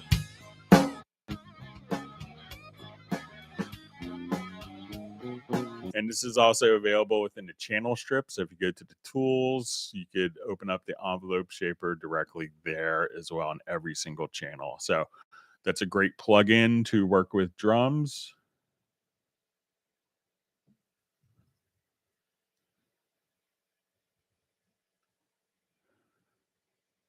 All right. All right. So we have Nick checking in from Essex in the UK. Thanks for joining us. And we have Rick checking in from Oregon. Okay, so we have a question from Marco. Hi, Greg. Can I add a macro or a key command to open a specific VST instrument? So I don't know if there's a key command to open a specific instrument. I know you could save it as a track preset, but I think when we go to imported track preset, you know, that it's going to still ask you to choose a particular preset. So there isn't necessarily a way, one quick way is to, if you come over here to the media menu and go to the VST instruments, that a lot of people miss is just kind of just drag and drop. But I don't know with key command to open up a specific instrument. And sometimes those types of key commands could get tricky because once you set it up, then if you add additional instruments and change the names, it could be a little tricky to maintain. So I don't know if a macro or key command to open specific VST instruments, but a lot of people will actually work with particular templates so that the instruments are available if it's in the heat of a session. Okay, so we have Peter checking in from Montreal, Canada. Thanks for joining us again. All right, so we see, I think this just comment says, Greg, your work regarding these streams is simply amazing. Thanks for all. So you're welcome. I'm glad that I could be of help. All right, so we have Luca checking in from Munich, Germany. It was great to see you on I think this is Luca who's on the Zoom meetup. So it's great to see you on the Zoom meetup, as well as other people as well.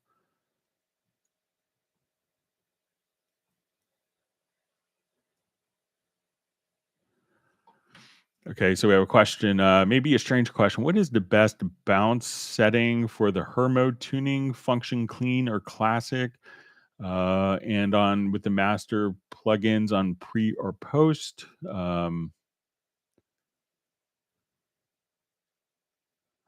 Okay, so let's say if I wanted to come over here, let's go to.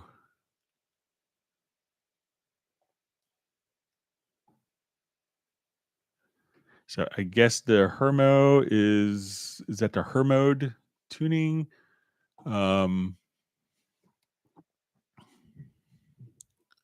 just going to reread this again.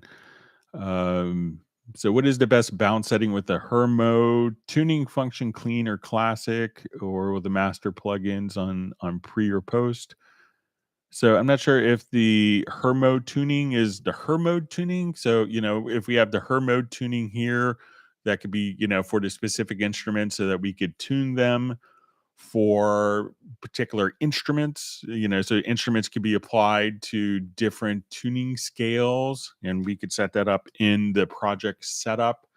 So where we could have the Hermode tuning type. So you have kind of we could have this as being more for pop jazz or Baroque, those in specific keys or reference. So you could have, and we could have the depth setting, but it doesn't really have any effect on as we're bouncing audio. And on with master plugins on pre or post. So, so I'm not sure if it's the Hermode tuning, but that's usually pretty independent of the audio bouncing or bounce selection or audio export.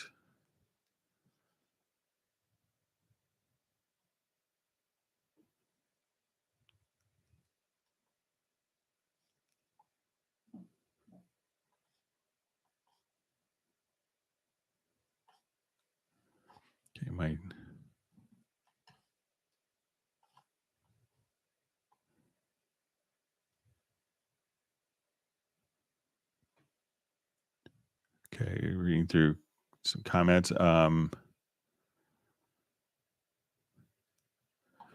Okay, so we have a question from Benny. I cannot get it with the settings in WaveLab 11. I want it as C11 to send sounds separately to my headphones. Find only monitors. Can you show me? Uses Windows 10. Let me just see if this is maybe from.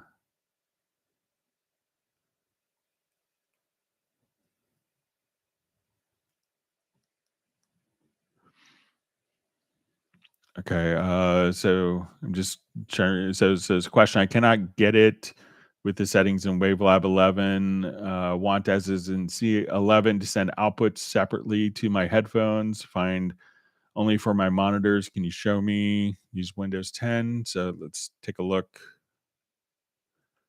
So I'm not sure what audio interface you're using with that. Some of the audio interfaces will automatically mimic outputs 1 and 2 directly to, to the headphones.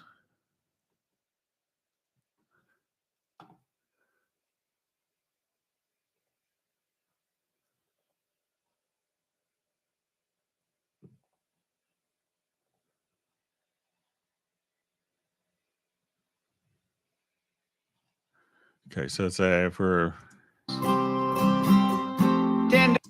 so let's say if we wanted to come over here, let's get to your file, to preferences, and we'll go to our audio connection. So it could, if you wanted to, we could choose to have different playback connections here. And let me just take a look.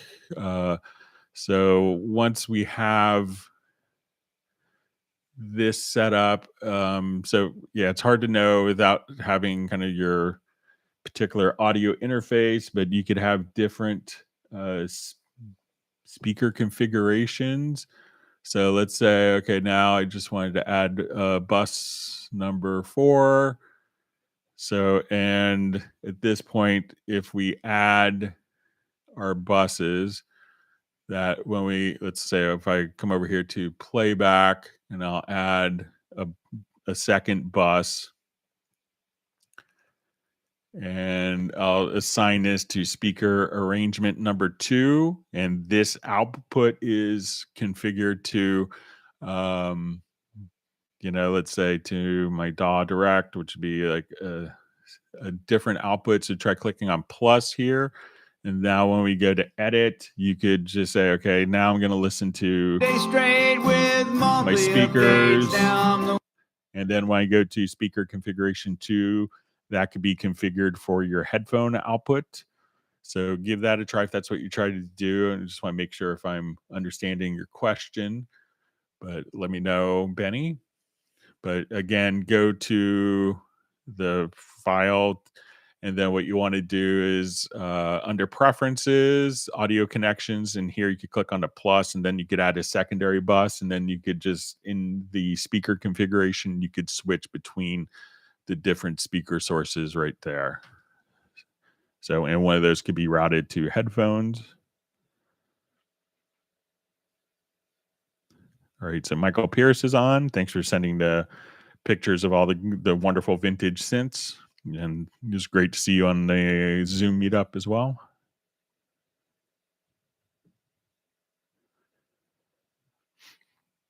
Okay, so we have a question from Peter. Just says, kindly go over the basics / benefits of using a VCA fader. Thank you.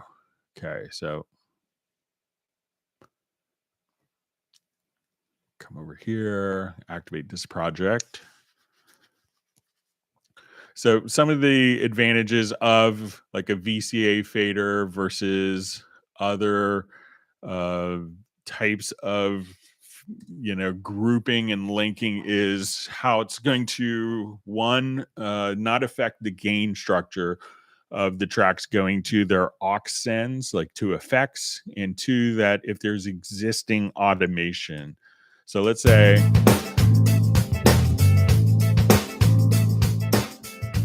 I have this going on, and if I look at my mixer for my drums, that we have a lot of existing automation going on already. So what I want to do is to link all of these together, but still retain that automation. So I'm going to select the first and last tracks, and I'm going to add a VCA fader to the selected channels. So now I could bring the VCA fader down, and we could still, this will bring down all the drums. But as I do this, let's say I bring my VCA fader down, you'll notice that I could still have tracks with automation going up and going in a contrary motion. And as I bring tracks up, my VCA fader up, tracks will still be going down in their automation. So if I have kind of very precise automation already. I could come over here and automate the VCA fader.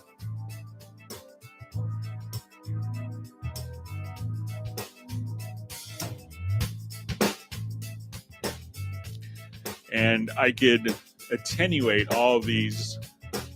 So as I want to work with this now, so since we've automated the VCA fader, I come to look and we see, when we look at the automation lines, I can see kind of what the actual automation is of the particular track. And then I could come over here and I could see the result of the VCA fader's attenuation on that particular track.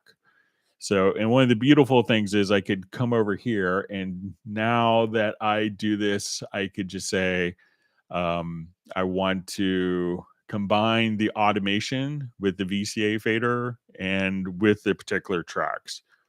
So now one of the other benefits is, let's say I have too much reverb on my snare. So let's say I come here, and now as we listen to it,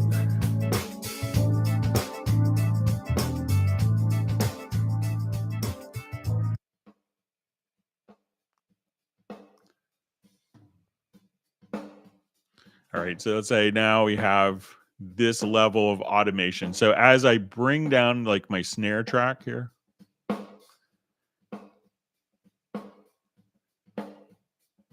that gain structure isn't going to affect the gain of the send going to the track. So I could bring and attenuate the tracks, but not affect the gain structure of it going into the effects. So once people have set up very meticulous effects levels on snares and you wanted to then bring the drums all down or all up, you could then at that point not worry about that that relationship, that sonic relationship between the gain structure of those being altered by the VCA fader.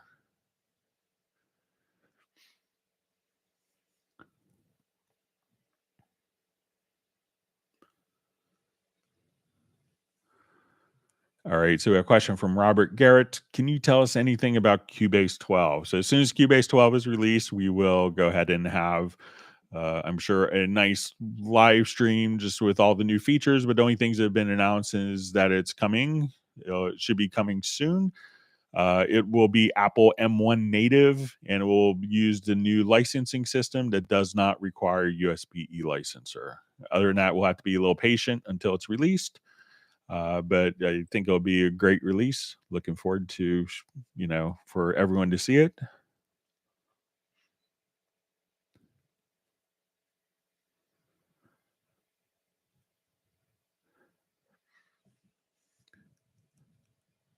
And Nick is passionately saying, Dave the Songle. So it'll be our new motto.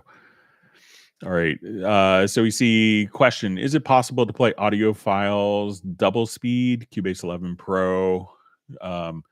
So if we have a particular audio file, so it depends. Like if we have tracks that are in musical mode, if you let's say if I take this particular project here and I wanted this to play at double speed, any track that will be set to musical mode.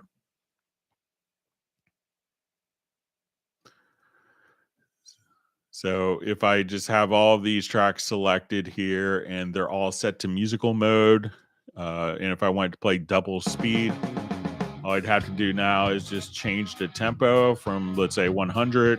If I type in 200, and now that the MIDI track should automatically do this by default, but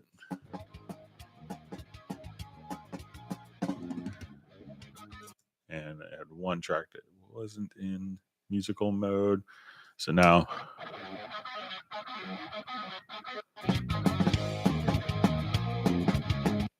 or I want it to be 100 beats a minute. And so make sure that we could select all the events and that they're in musical mode. And that when we could also do this from the pool window where you could select all the audio files and put them into musical mode.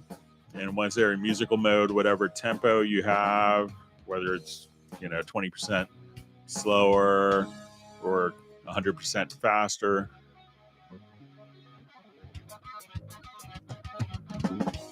you could just do it like that. So you could do it in real time. You could also select events and have the events do time stretching if you wanted to do offline time stretching. So if you have a particular audio file, you could select the audio file. So let's say, okay, just select an event here, and we could go to audio to processes, and you could say time stretch. And at this point, you could just, pick and choose, different scale factors for time stretching as well. So a couple different ways of doing that.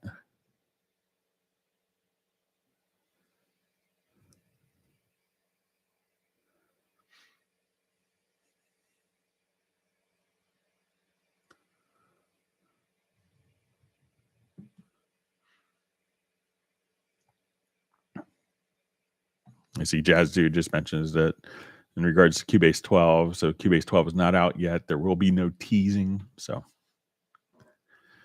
all right. Okay, so we see, hi Greg, when cycle recording MIDI in stacked mode, it usually results in the topmost activated take being blank because the recording is usually stopped shortly after the end of the phrase.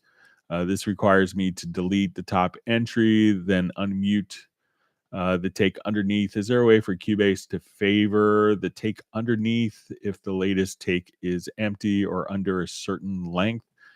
So I don't think it's going to, do it based on a particular length, but let's just give it a shot here. So just do a new project.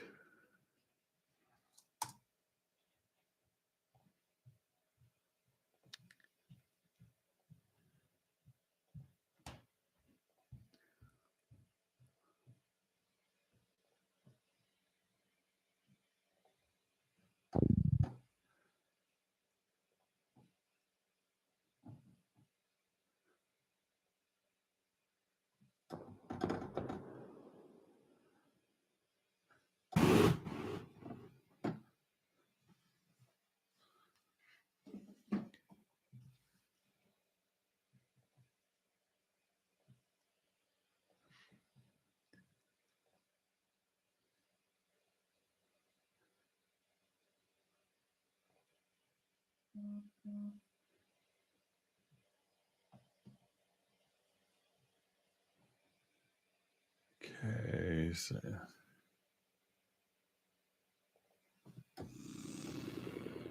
just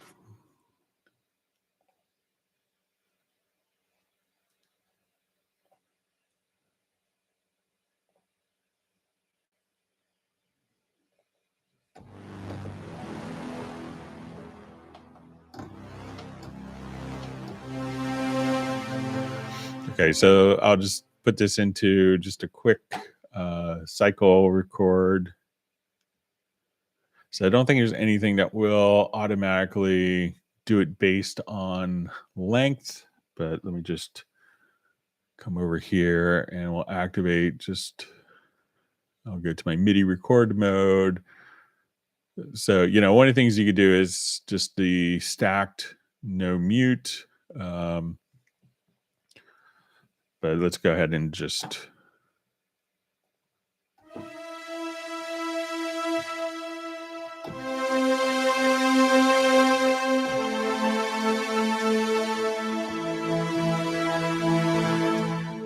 okay, so let's say I did just a little bit of recording. We go to the lanes and let me just see if I could.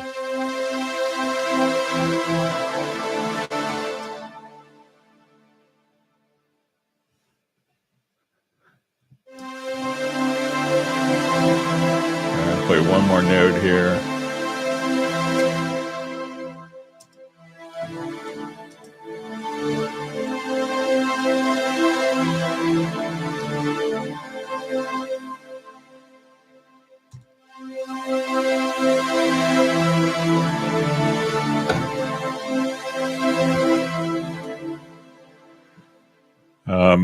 So yeah, so you might be able to say, let's say if I had this part, let me just remove my delete overlaps here real quick.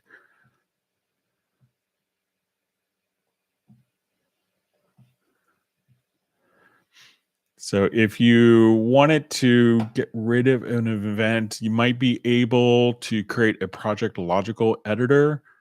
So let's say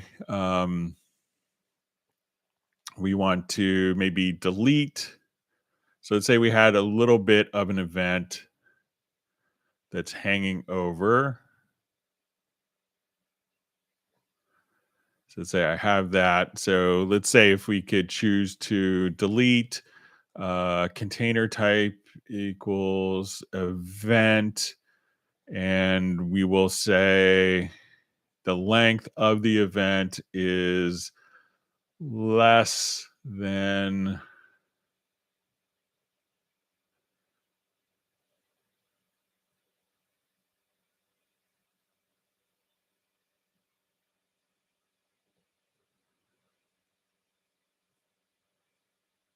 all right.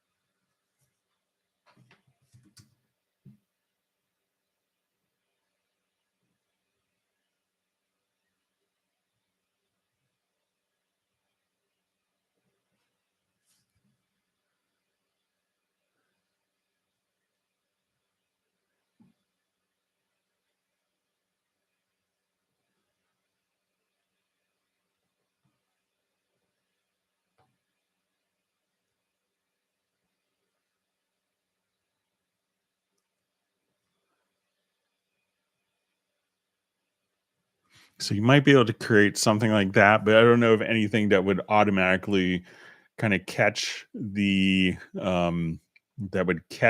event. But something that you may also want to do, let's say if we go to um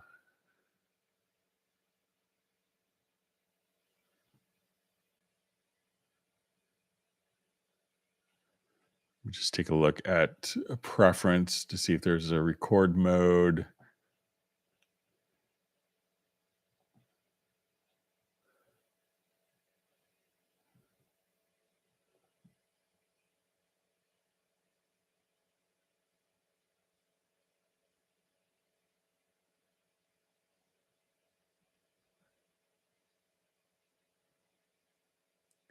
Yeah, I don't think there's a record mode to end at the left locator. So, so you may have to manually do that, but you could experiment with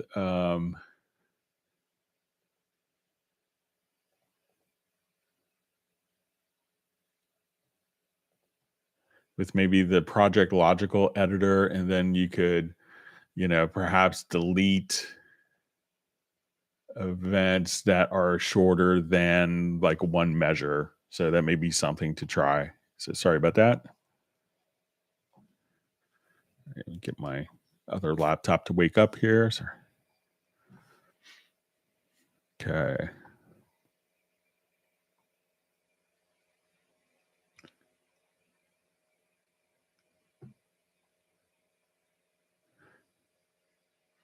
Okay. So we have a question. It says, "Hi, Greg. Frank from the Netherlands.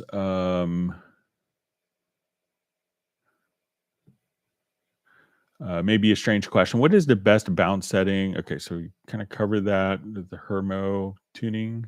All right.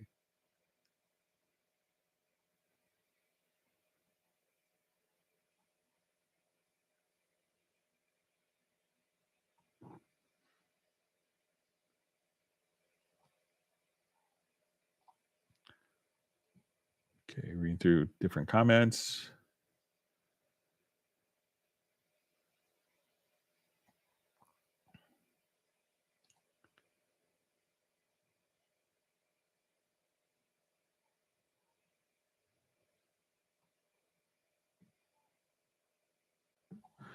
Okay, so you just see question Cubase project files.cpr has a file limit of 4.27 gigabytes. This really is a limit for large templates. Is there a plan to address this in later Cubase versions? I can't really comment on upcoming, Cubase releases, but I know, I know people that are running templates with 32 3500 tracks and don't seem to have a problem, but the files can be large.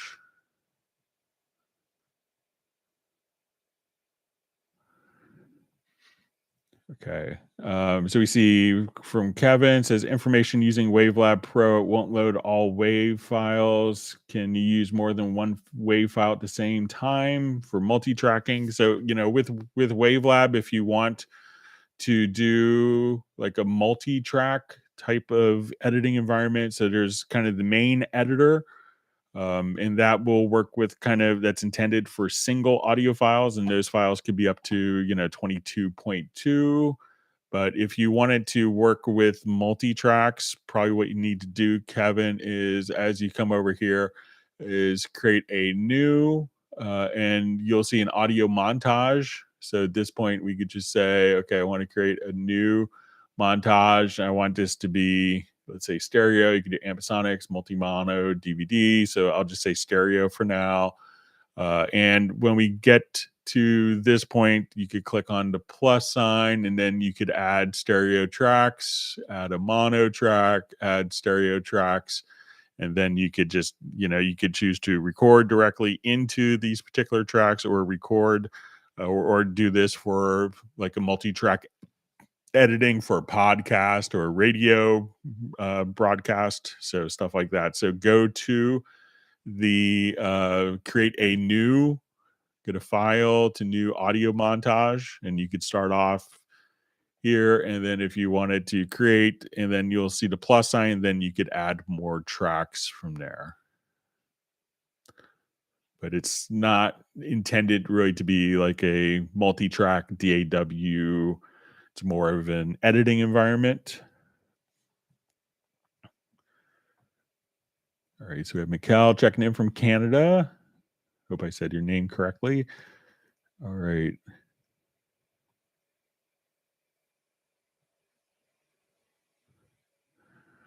All right. So you see, hi, Greg. I have a simple question. How can I receive any order like MIDI, CC, or anything else when I'm starting record? So if you wanted to just record like MIDI, CC data, so let's say if I will come over to, let's say I have this track, so I'm just going to, so I'm not sure if you wanted to record MIDI CC data. Let me just see if I could.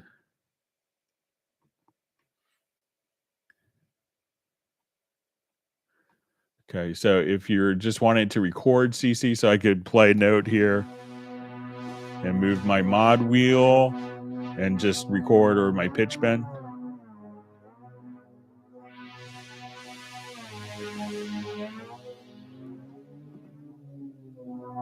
So I can record pitch bend and modulation. So that'll just be recorded as normal, all within the part itself. So when we come over here, we could look and we could see that we'll have pitch bend data, and that we could have the modulation data just recorded directly into the track. So it does whatever is transmitted. If you have the MIDI record on, will be captured. So, but if I'm misunderstanding this is from Egal, let me know.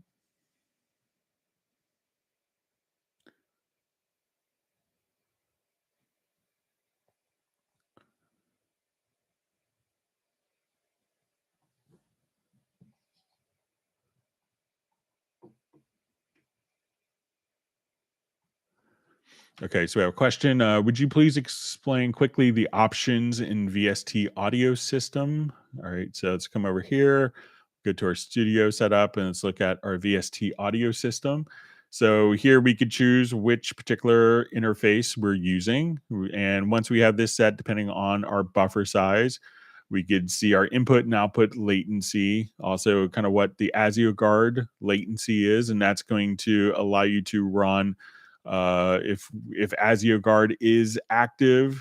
So the project could run at higher sample rates than what is actually like the tracks that aren't actively being recorded will run at higher buffer sizes. We can see the hardware sample rate. If you're working with video, you could have pull up and pull down to match with different digital audio sample rates for different frame rates. Under the advanced options, we could choose whether we want the processing precision in 32 or 64 bit. 64-bit could sound slightly better. It is subtle, and all the Cubase plugins will do 64-bit processing.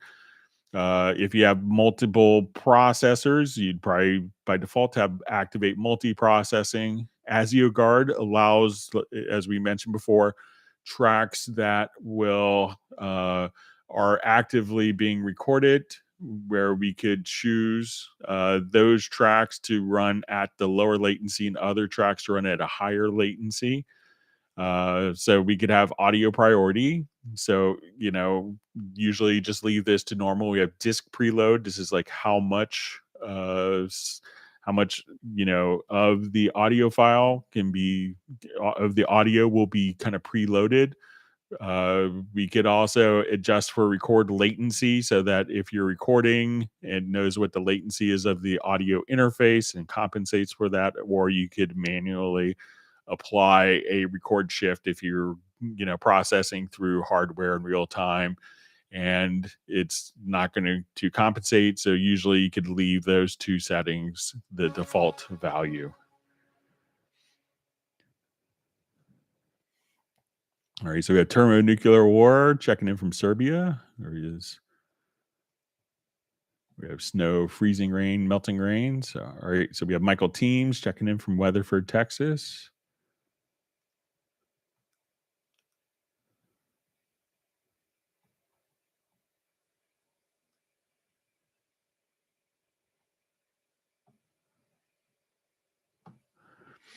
So I just see question. What is your opinion on Vienna Ensemble Pro setups? Do you think it's considerably better? What are your general thoughts about it? I personally don't run a Vienna Ensemble, so I haven't had that much experience. Obviously, many of our composer clients do. There are issues with integration with that, and some people are I've gotten a lot of frustrating calls of working with Vienna.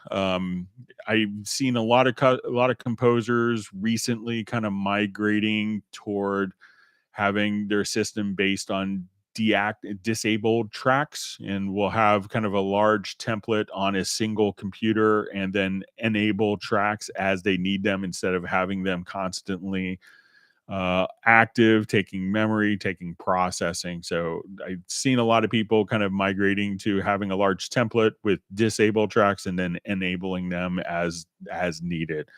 And a lot of people that have kind of migrated to that workflow, and it's kind of a newer workflow. Like I was just speaking with composer Paul Hasslinger, and he was just like, "Oh, I would never go back to, having everything farmed out to different computers." But it could really be, it's obviously used by a lot of people, but I don't have personal experience. I don't have a license of it.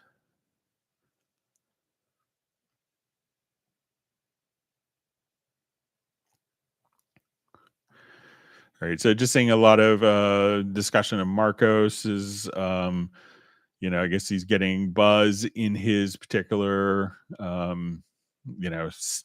seems like he's getting buzz in his audio interface setup. So, the best thing that when kind of, diagnosing these problems is, to take it at the most basic level. And I know I missed some of the early discussion when you probably discussed some of the details of this, Marcos, but,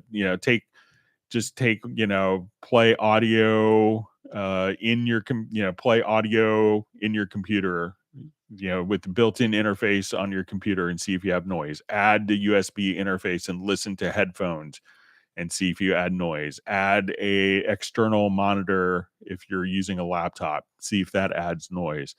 Add the speakers, you know, and run the laptop on batteries, run the laptop plugged in, change the plugs, and just add one thing and methodically add one other thing, and then you could isolate where the noise is being introduced. I know it's kind of frustrating to do that, and sometimes it's just bad buildings that will do that. There was going to be a Smithsonian Museum for Music based in DC, and Yamaha was supporting it with some gear, and and they called me once when the whole system was just buzzing, and every time they hooked up speakers, it was a really loud buzz. So I got the call to kind of go in and see if I could figure out what the problem was, and it was just a ground lift. So we went to, at that time, Radio Shack, and got a ground lift adapter, and that fixed all their problems. So, and it could be just wiring in your particular building could also be causing that. So there's some things in methodologies maybe to help isolate that.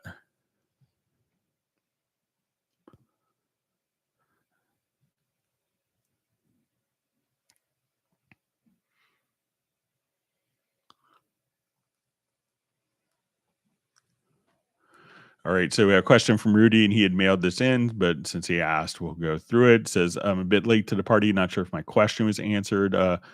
Is it possible to select MIDI notes that fall on certain beats? For example, every eighth hi-hat? Um, okay, so let's go ahead and we'll show you some tricks. We could do this with the Logical Editor.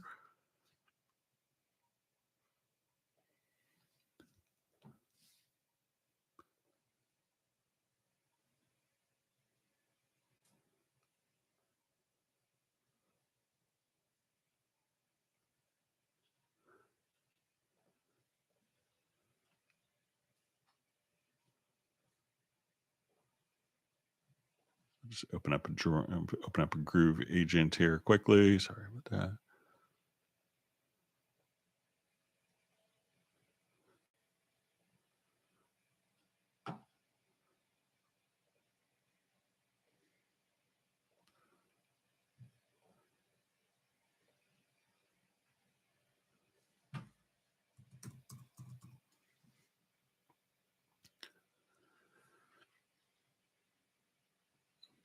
Okay, so I'll just go ahead and create the drum map for it.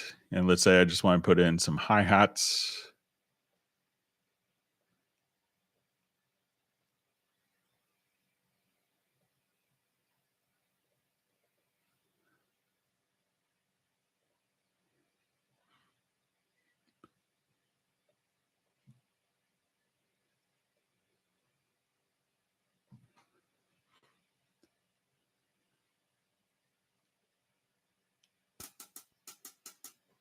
Okay, so right now I look at this and we'll just say, okay, I only want, so let's say I have my velocities here. And let's say I'll just knock all the velocities to 64. Okay, so what I want to do is to select like every other note, every eighth note, or notes that are on off beats. So let's say I'll look at this where you can see in bars and beats. So I just painted in 16th notes. And let's say I wanted to select notes that, were on the and of the bars. So if we wanted to, we could say, let's grab our logical editor, and we want to transform. We're going to say type is equal to notes. And we want to say our position is going to be, and we could say inside bar range. So I could say, okay, I only want the notes. So, and we could do this a couple of times.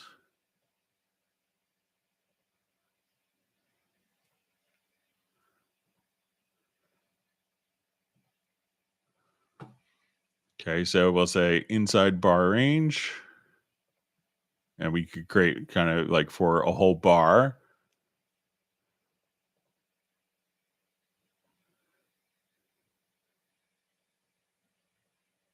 So this is beat one. We'll say this is beat two, beat three. It's right here at this line. Then we have beat four.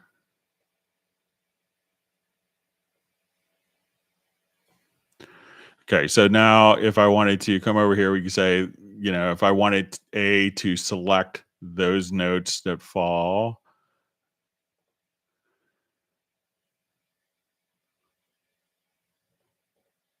and I'll just choose. Okay, so let's say now we could just come over here and we could choose the notes that fall within, and we could be more precise with these numbers here. So, we could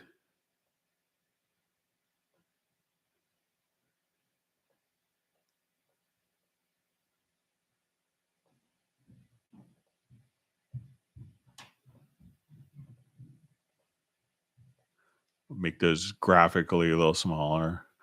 So now you can say, okay, the notes that are on the upbeats, we can now come over here. And once we have those selected, so we could say, okay, I just want these to be at specific points within the bar, let's say the upbeats.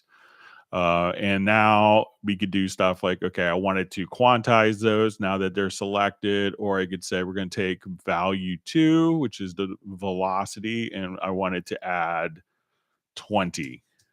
So now I could just say, and for this, we would choose our to transform. So I could say, let's take all those notes and just add a velocity value of 20. So again, come over here and say you want to say type is equal to note, position, choose inside bar range. And then here you get kind of a graphic of the 4/4 bar. And at that point, you can say, I wanted to quantize. If you want to do that, you could select, then quantize, or just say, I wanted to adjust the velocities to bring those up or do different functions like that. So let me know if that works for you, Rudy. And thanks for sending your questions in via email.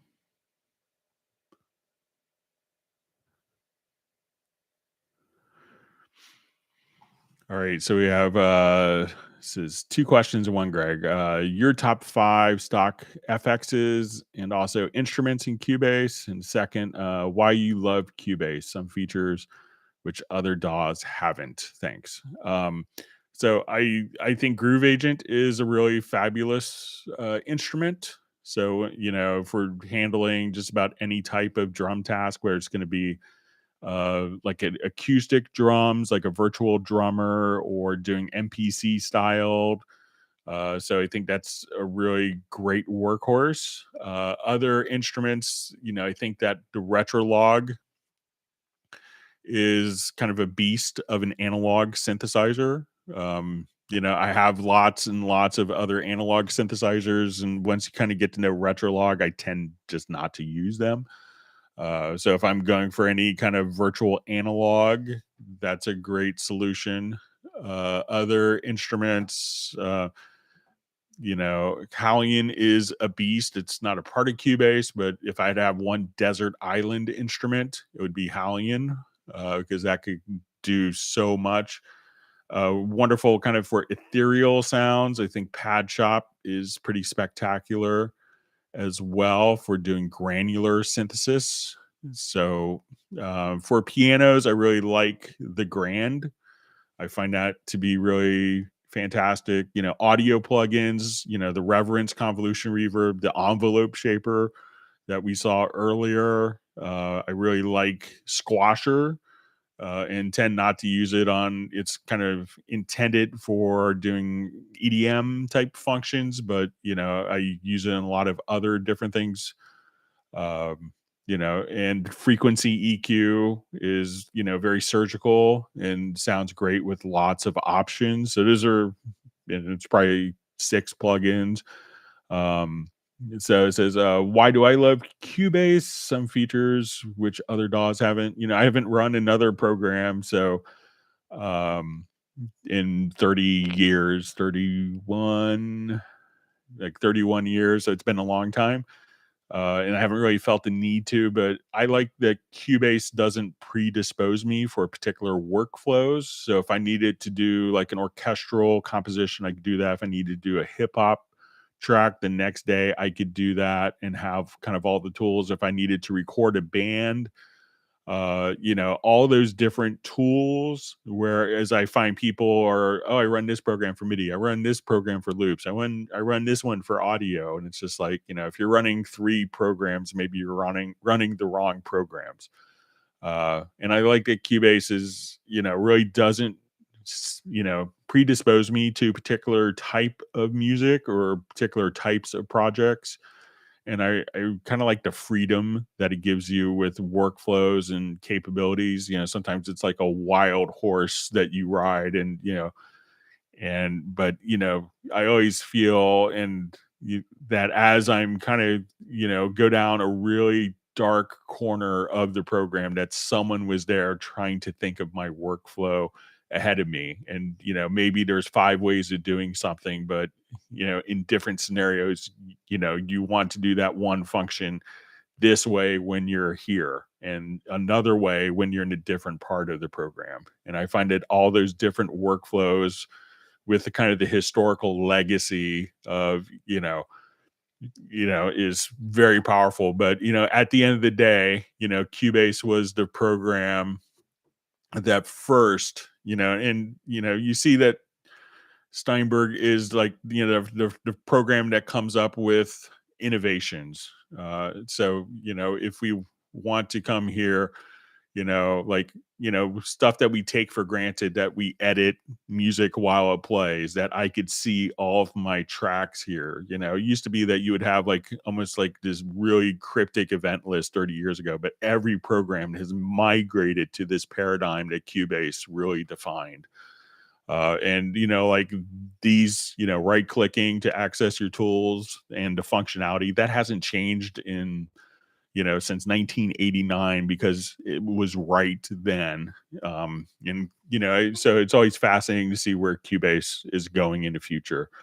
So those are some of the reasons that I love Cubase.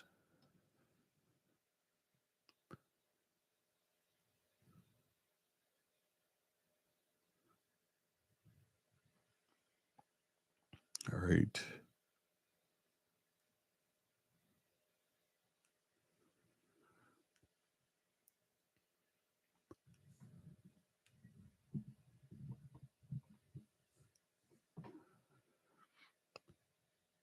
Okay, just reading through comments. Thanks for all the great discussions.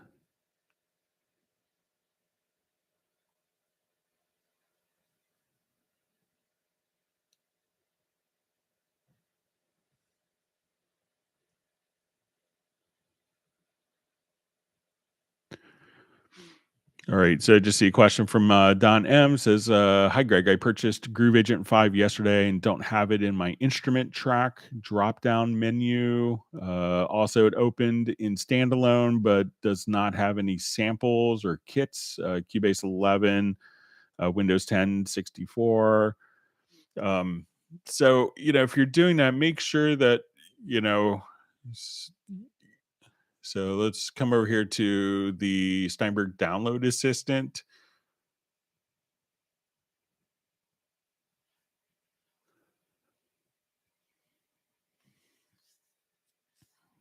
So sometimes when you get this, if you entered in your download access code, you'll see it kind of pop up under your products here. So let me just cancel out of that for now. I'll update my e-licenser later.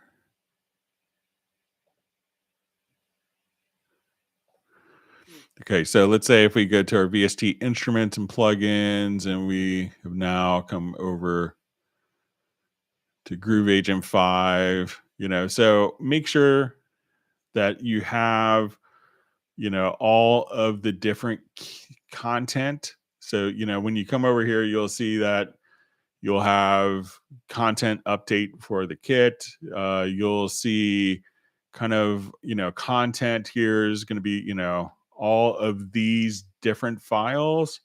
So, when you go to the content to Groove Agent, that is downloaded and installed for you. Already had it, so I didn't download it from here. But sometimes people will just install Groove Agent 5 and not all of the content. So that's a separate download. So make sure that you've done that. And if you installed it as a VST3 plugin, it should automatically show up. You might have had the option to install it as a VST3 or an AU or AAX. So make sure that you have it as a VST3 plugin when you do the install, but it should automatically show up for you. So.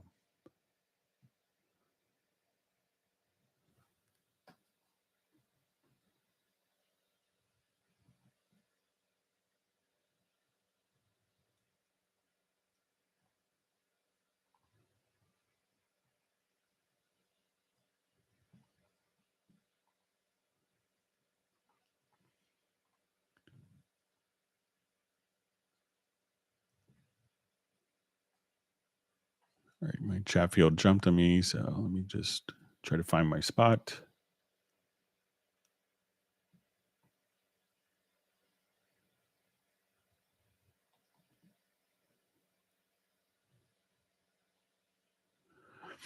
All right, so we see, can you use WAV files from the Reason Rack in Cubase or Reason standalone program? So I'm not sure if those are WAV files. Sometimes, programs will have audio files that are going to be tied and only accessed from the particular application. So if the WAV files are intended to be used as regular WAV files, or if they're fixed to being running within Reason. Like, I know that Steinberg has content that's fixed to run inside of Cubase with all the metadata and isn't really accessible for other people. So it could be something similar to that. So if you can't access the WAV files from the Reason Rack, then it could be fixed to the application. So,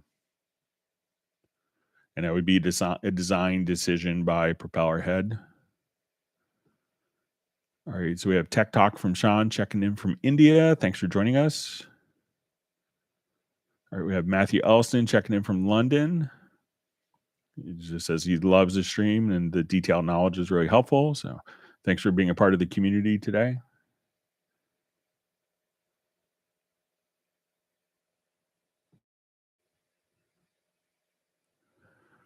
So I just see, Greg, the transverse bar at the bottom that scrolls the project left and right. Is there a keyboard or mouse tweak that can make that easier to use, since I need that as much as the P key? Thanks. So if we have, and I think it's probably going to be just like this little line here. So one of the things you could do is, if you have a mouse button, just push the mouse button down, and then you could drag your project here. So think of that.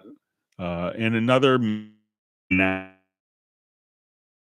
hold the shift key and use the mouse scroll wheel. You can navigate left to right, in time in the project. So that's what I tend to do. So whatever, tool I have selected, just hold down the shift key and move the mouse scroll wheel, and then you can navigate the project just like that without having to find a particular area. So again, shift and mouse scroll wheel up and down.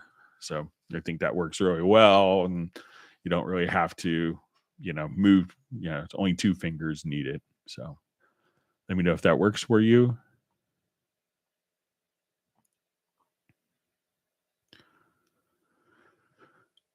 Okay.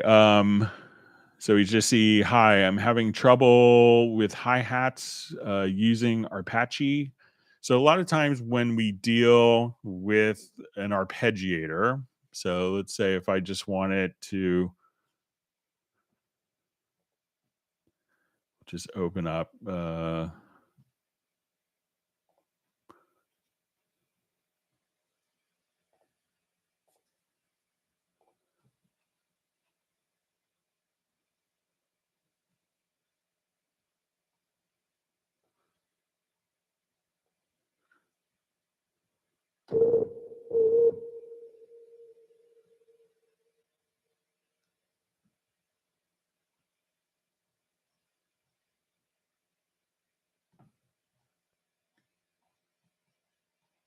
Just find a quick bass part here to show this.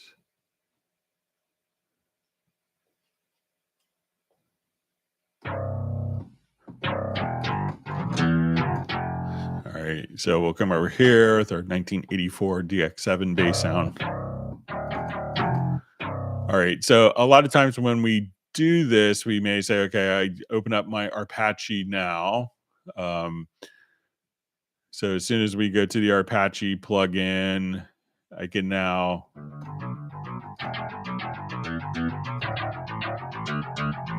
and we could do this.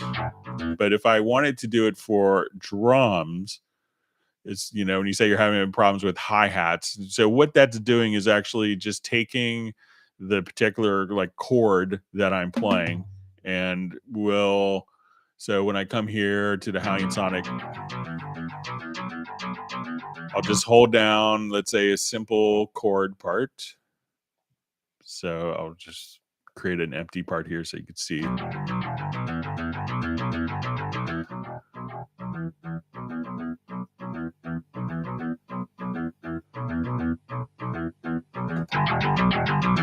So, and what that's going to do, but now if I do this for drums, you know, it's playing the different notes. You know, so if you hold a chord down, you know, it'll play.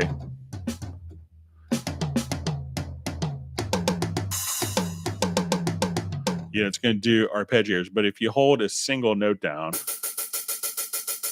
I could just have that, you know, do the arpeggiator. So I just hold this down, and let's say, okay, if I don't hold down a chord, I could say, okay, I want this to be, you know, 30-second notes. And if we wanted to be able to adjust, you know, different functions here. So, but, you know, regardless, whatever sound I hit will just be that. But if you play a chord, you know, it'll play back, you know, all of the notes, and those notes may not make sense. So if you're doing it for a hi-hat part, try to just hold down, you know, so you could say, okay, now I want this to be, you know, eighth note triplets.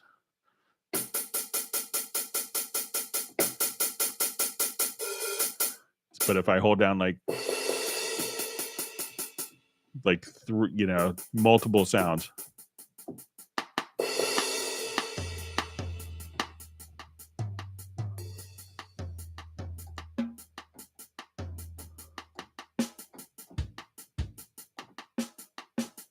And you could come up with beats like this if you wanted to.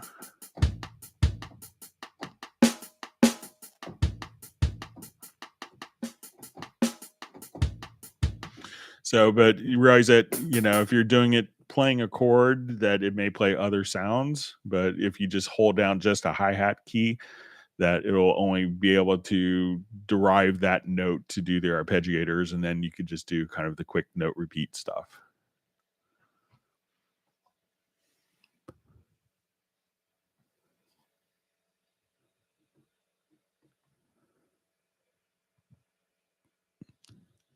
All right, we see Michael Teams is giving out the ice cream. So always a welcome addition to the live streams. Thank you, Michael.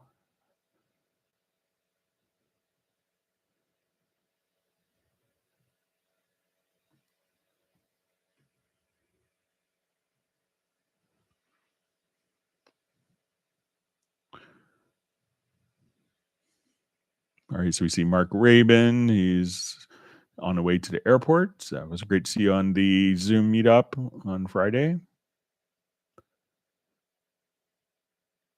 All right, Michael Pierce has countered Michael Team's ice cream with a curried potato and spinach soup, garlic, chilies, ginger, and some curry leaves, and a dollop of cream. So that sounds good. Very creative.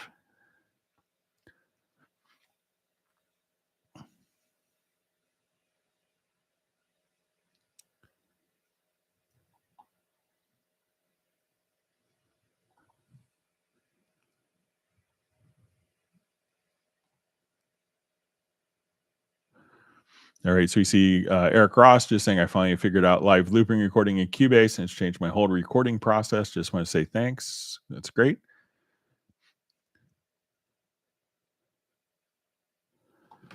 Okay, so we have a question. Is there a way to export lots of small audio regions that are on the same track? Okay, so let me just do a new project.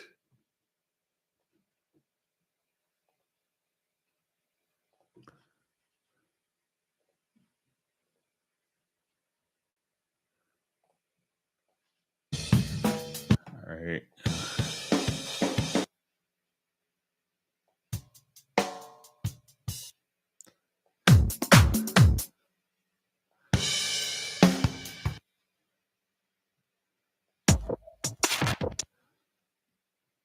Okay, so let's say we wanted to export each of these as their own files. I think we could do this with render in place. Let's take a look. So we'll come over here to the render settings.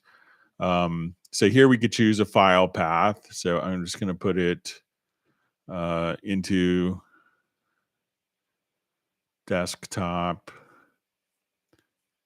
and we'll create a new folder.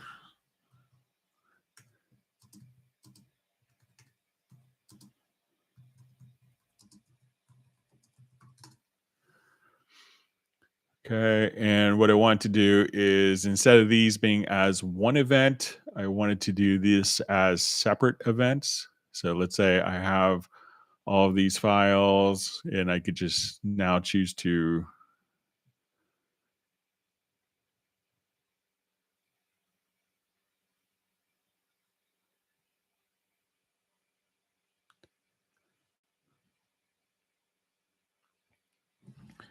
so we have so let's come over here to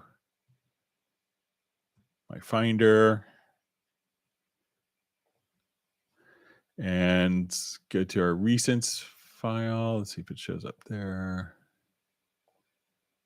All right, so we go to a small export, and there is all of the files. So go to the export audio mixdown, or not the export audio mixdown, but the render in place, to render settings. You want mode set to separate events, and we could choose to just keep the source tracks unchanged if you want it. So I'll just undo that. So again, render in place, go to your render settings. So we could keep those unchanged, or we could just disable the source tracks or mute the source tracks. And we could define our folder directly there. So then that should do the trick.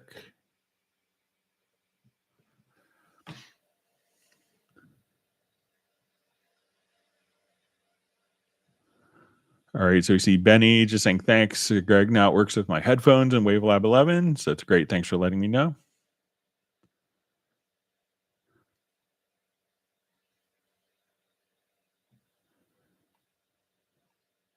So we see Michael Pierce just saying, I hear the Northeast of the USA is getting a pounding this week, though. So yeah, I think up like Boston area got hit pretty hard. So they're calling it was great marketing for the storm, called it a bomb cyclone. So it's kind of like a category 3 hurricane in winter. So we got about an inch or two here in DC.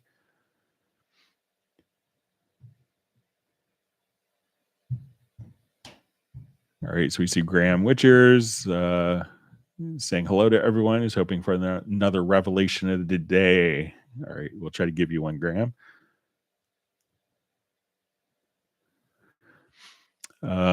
So you see any hints on Cubase 12 other than the ending of the e-licenser dongle, any release date? So there hasn't been a release date announced. You know, we don't like to tease. So when it's ready, you'll know all about it. And so it'll be great.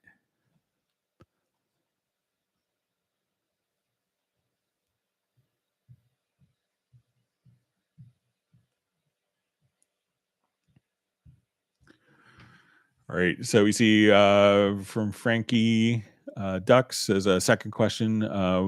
when do set plugins pre or post on master? What do you prefer? So, a lot of people would do it, like, if you're doing something on the master bus, you know, it could really, depend on, so let's say if we wanted to put an effect on the master bus, it could depend entirely on the effect as well. But let's say if we come here and I wanted to put an effect, and it's really, if you want the gain staging of the effect to be affected by the volume. So let's say we have this on a limiter. I will come over here. So let's just say, okay, we'll have a maximizer on.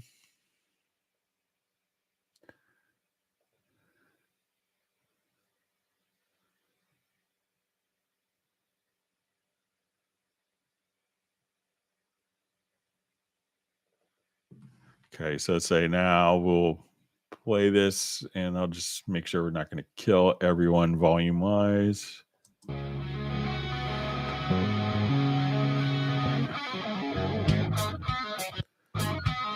So now that we have this post fader that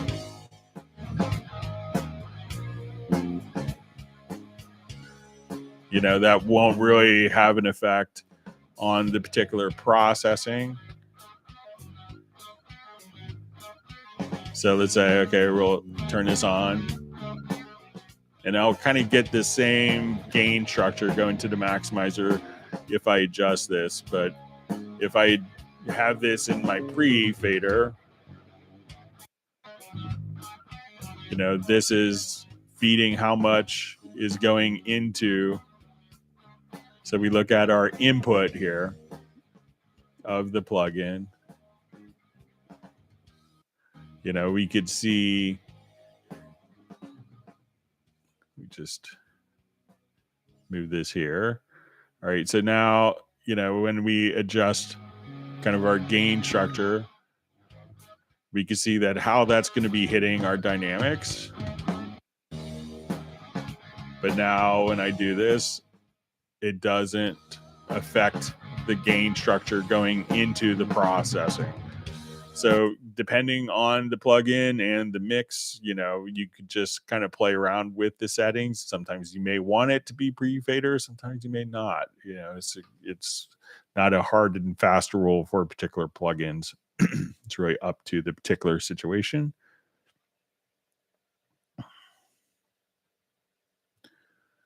All right, so we see Jeff Sabelski is Smasher number 34. If you do learn something new in the live stream, make sure that you actually hit the like button and subscribe to the channel. All right.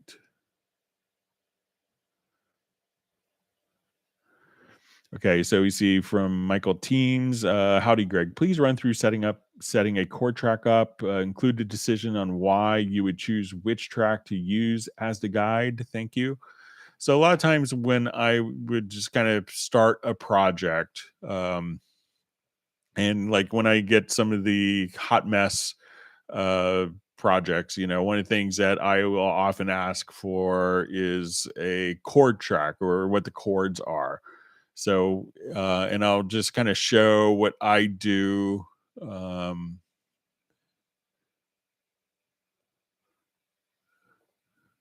Like, when I get like a track to play bass on, so like here, like this one was a pretty straight chord progression. But a lot of times what I do, let me see if I can find another example here. Looking forward to getting some more hot mess tracks to play on. But I may have another one to kind of show this.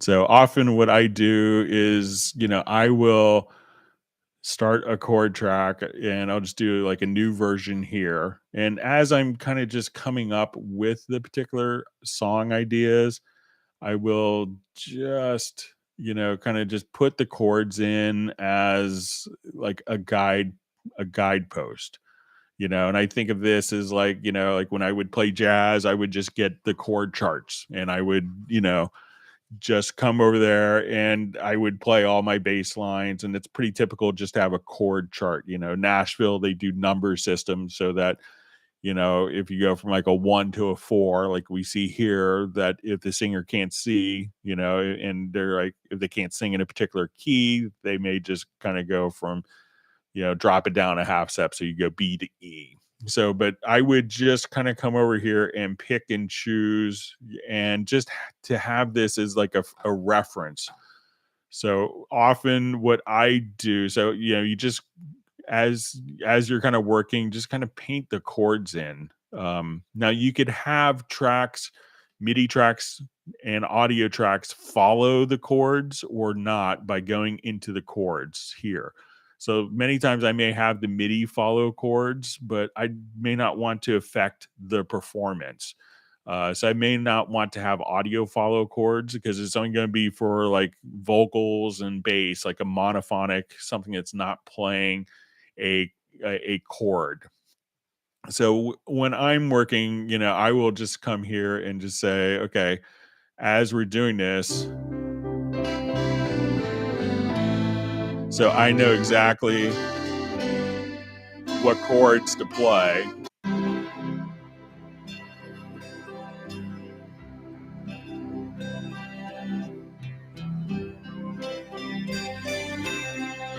Quiet in the courtyard, good souls undercover. So instead of having like a typical chord chart that goes in a sheet of music, I could just come right over here.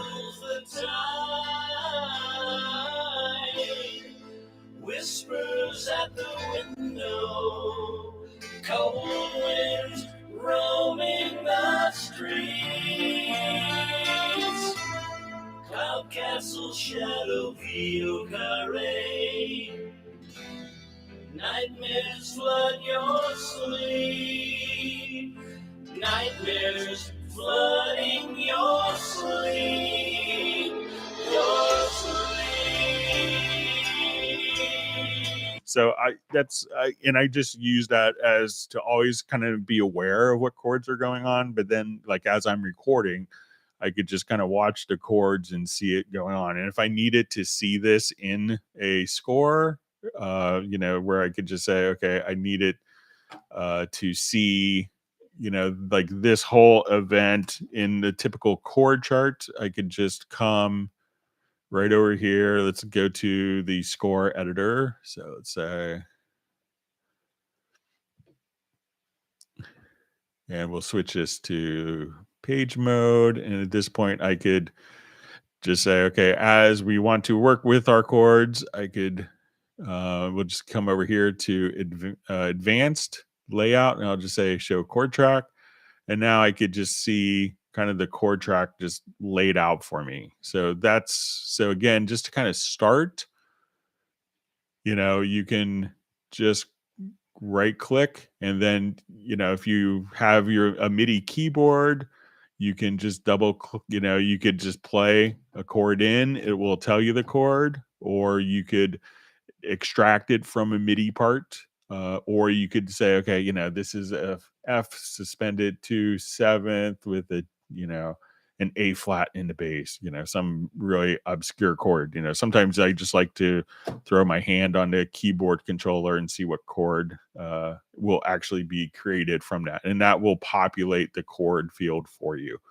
So when I'm recording, that's, why, I often ask for chords from people so that I could just input these and always have an idea. And if I needed to like emphasize a particular region, so let's say I needed to change the rhythmic feel for this, often what I would do is just kind of colorize a different color for the chords where I may need to do like an accent or something. So that's how I often use chord track.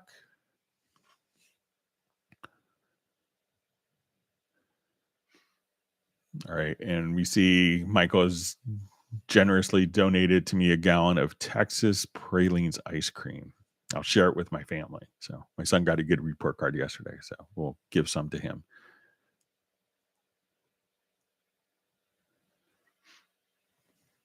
All right. So Peter says, thank you for the explanation of the VCAs. He's like, realize the question's been asked ad nauseum. Much appreciated. So now we're always here to help people with their questions. So, all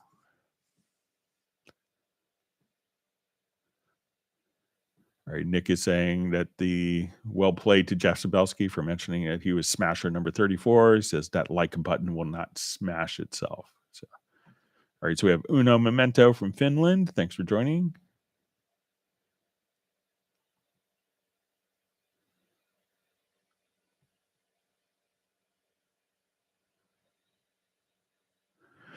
Okay. So we see from Eric Ross, Greg, when recording multiple tracks in, is there a way to have one or a selection of plugins on that input channel so that any audio channel that has that input has those effects already on them? So when we have input channels, we could have effects on the input channel. And these effects will be embedded on the particular file. So if I was recording a guitar part and I go to distortion, say, okay, I want the VST amp rack. So as soon as I come over here, if that's on an input channel, it will automatically uh that effect is kind of burned into the audio recording itself. So there's not much of a case for taking those same settings that have been burned into the file and then being able to have the same effects on the audio track itself, because you'd be running it through the same effects. And I think that if I wanted to come here to my input channel, and let's say if I just come over here to using a track preset, I could come over here. So I think, let me see if my input output channels. Yeah. So that's why, so we could have kind of different, effects chains that will be preserved. So let's say if I come to my input channel, I could just say, okay, now what I want to do is, let me just see if we could. So I'll just click here just to the right of the inserts, and I'll say, let's save effects chain preset, and we'll call it Eric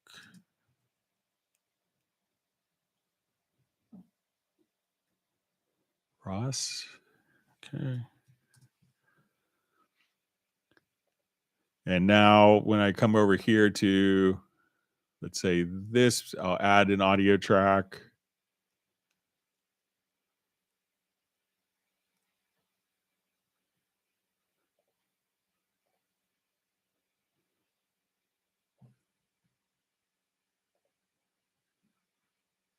All right. So now when we come to this particular track, I could say, let's load an effects chain preset.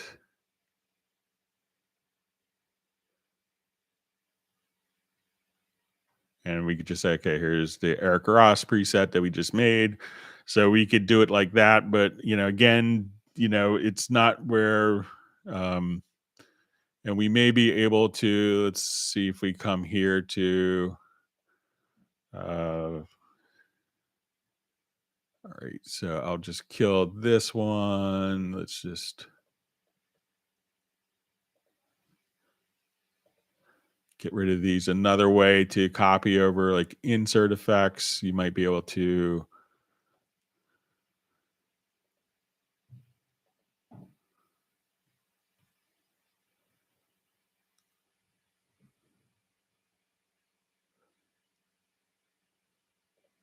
let's see if we can do it from,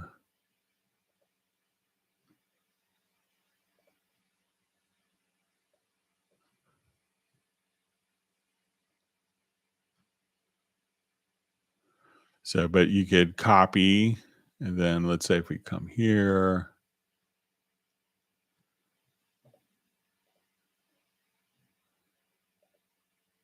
and paste as well. So that's some other ways of doing that. But generally, it's not, some people will, record and not put the inserts in on the input stage and will record and mix yeah, and have the effects on the channel that they're recording, and that way the dry signal is recorded and you could just have the effects here. And if you don't have that working, it could be, like where you don't hear the effects until afterwards. It's select your audio interface and make sure to disable direct monitoring. Otherwise, the inputs go directly to the audio outputs of your audio interface and not through the software effects.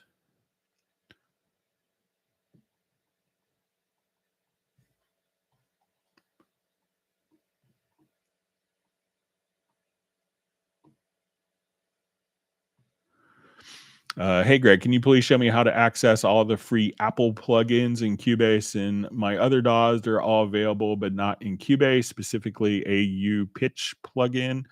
So Cubase doesn't run AU plugins, but if you're looking for, I'm sure there's a VST equivalent, but if you wanted like the pitch plugin, if it was like for like pitch correction, you could probably come right over here and just say, okay, there's pitch correct.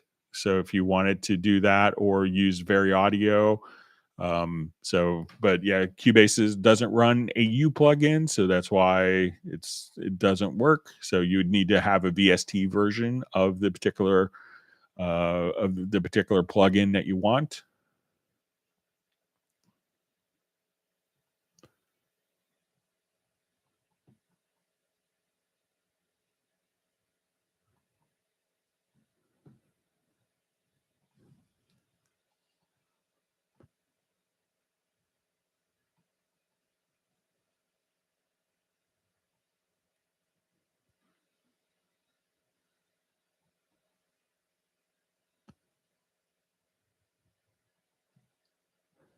Okay, read through comments. So we see people wanting to save the dongle. You can still use your dongle as the future goes on. All right.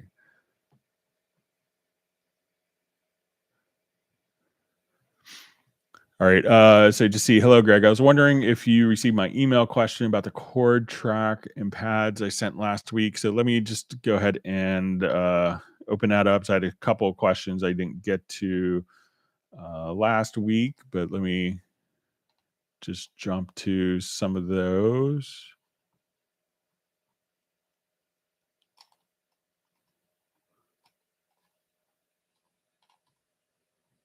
Give me a second to load up my document from.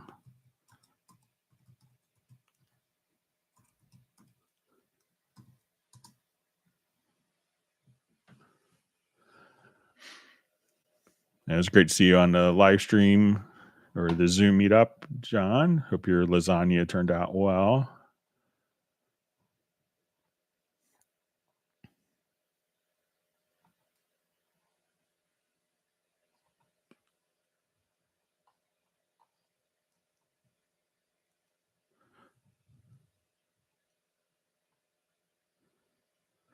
Okay, so Mike John Costigan's question from last week that he had mailed in is how would I go about using the chord chart and chord pad to study and compile most jazz chords while learning to compose using them? I feel there's an opportunity here to have to use both music theory and ear training to power up my songwriting, but I would appreciate any suggestions you might have. So what I would do if you wanted to kind of study about jazz harmony, so jazz harmony is like a really good use case for chord track. There's kind of the big and this was kind of a way to get around paying for publishing and publishers. There's a series of books called The Real Book. And the concept, I believe, if the legend was, basically they don't want to pay for having all of the music. So they would have the melody and the chords. And this is what many jazz musicians use. Now, the real book could also, and one of the things that you'll notice a lot about jazz stuff is, you could just find real book PDFs online pretty easily. So they're pretty freely available. You can still purchase the book and then just enter those particular chords into the chord track or chord pads. So if you wanted to come here and let's say, let's add just a quick instrument track, and we're going to add, let's say, just a quick kind of electric piano.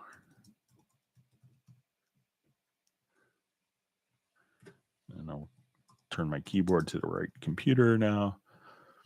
All right, so let's say I just want to come here and let's add a chord track.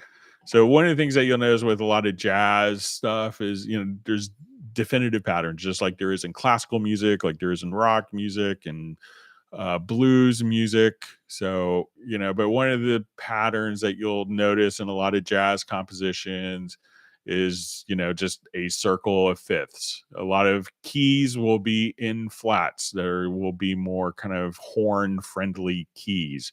So you'll see a lot of guitar music that's in like E, A, D, G, C. You'll see a lot of, jazz music that's going to be in like the flat keys. So you'll see more like F, B flat. So, but one of the things that you'll do when you go to to the chord assistant, you could actually kind of see the circle of fifths. So a lot of times when you are doing this, you could just enter the chords in, find some jazz compositions that you like. And what you do is just kind of come right over here. You can go to the chord assistant and you can say, okay, if we're doing this in F, so next chord, I want it to be, B flat. So I could just say, okay, now I'll just go B flat to E flat to A flat.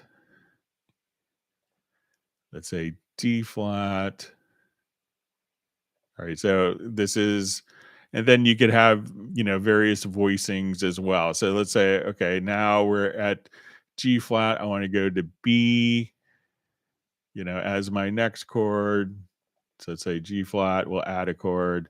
And then you have to kind of do what's often called, a turnaround. So we'll say, okay, we're starting at B flat. So I'm going to go B to, let's say, E. And you can obviously keep the majors and minors within the key, and then we'll go F back to B flat. So find some of these, find great classic jazz chords, and then at this point we could say, as we go to audition,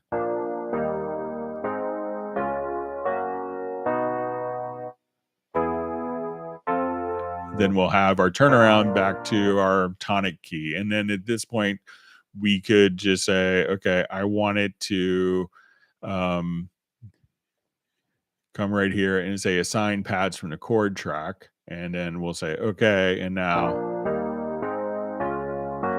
and let's say, okay, what if this one was, my voicing or my tension? If I switch that to, so we go.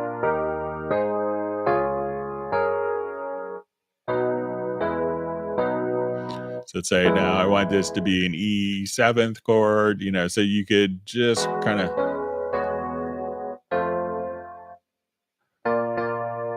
so you can say, okay, now I just want to have different coloration. So let's say, okay, I will come here, add.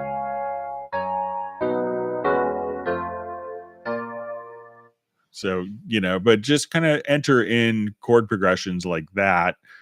And at that point, you could just automatically take the chord tracks, chord pads to the chord tracks or the chord tracks to the chord pads. So, but it's a great way to kind of study the different harmonies, and you realize that it'll just be different patterns, and rock guys have patterns, jazz guys have patterns, composers had patterns, and once you kind of recognize these patterns, it'll be, yeah, it's interesting perspective on music.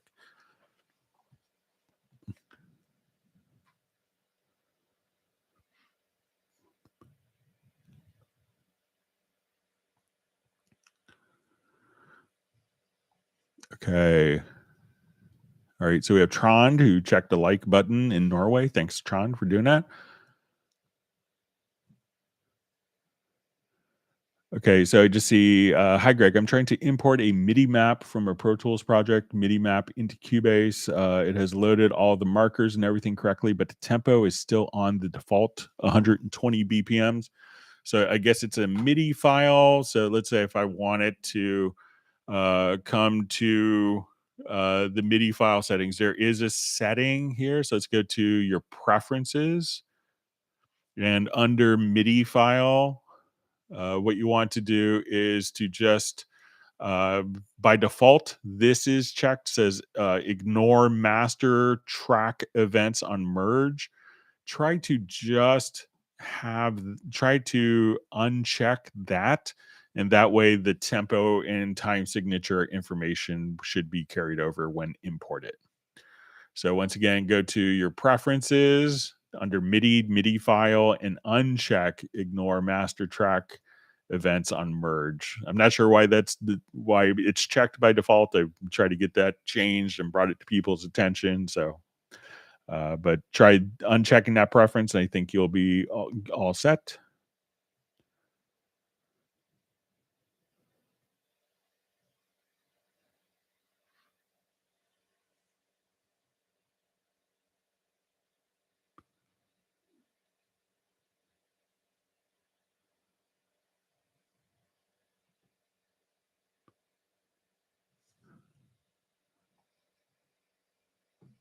All right, so we have Tiago checking in. Thanks for joining us.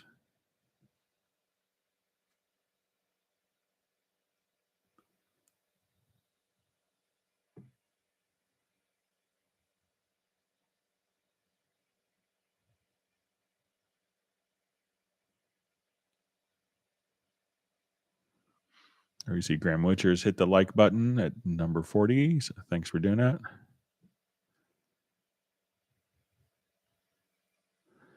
All right, so we have Pascal checking in from Holland. Thanks for joining, being part of the community. See, Graham's going to take a little break to walk his dog with his daughter. Enjoy.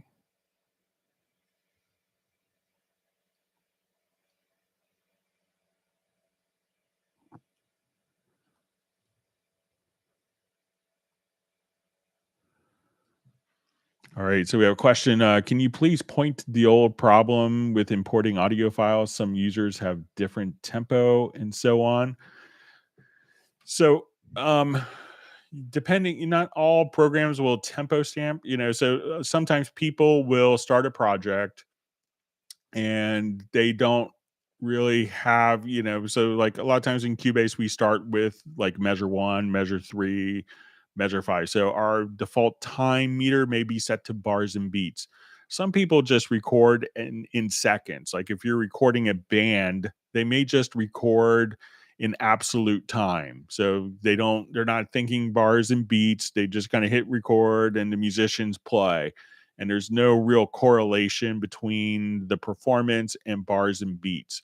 So sometimes, people may have like their project set to, 96 BPM, but if they're just have this set to seconds, their project, if they never turn the click on and they just record, will, just kind of like an analog tape. We don't really think of it as having like a tempo or a bar and beat. It's just time that we have to fill. So many audio engineers will work with, just their primary time format set to seconds, or if you're in post production, it might be set to time code, but not to bars and beats. So the tempo that they have, and as we record an audio file into Cubase, it will assume the tempo of the event. But if you don't have the click track on and you're just recording just to kind of take space, to occupy space, that tempo correlation may not have any musical sense to the file.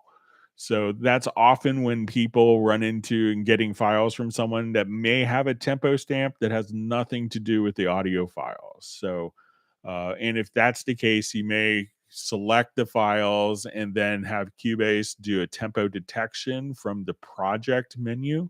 So at that point, you could just choose to do, once you have an audio file imported, that the tempo detection to figure out what tempo is actually recorded.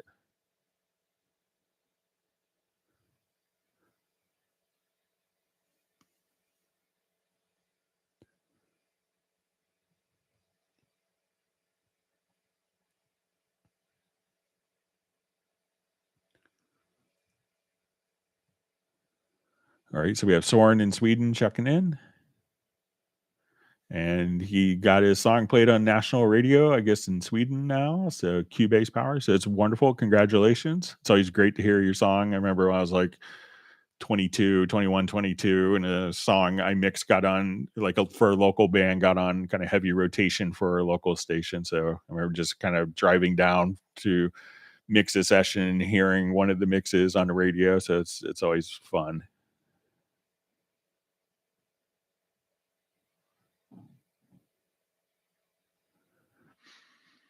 All right.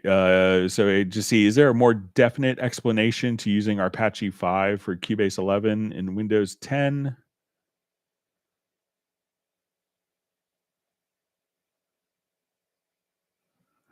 Okay, so let's go ahead and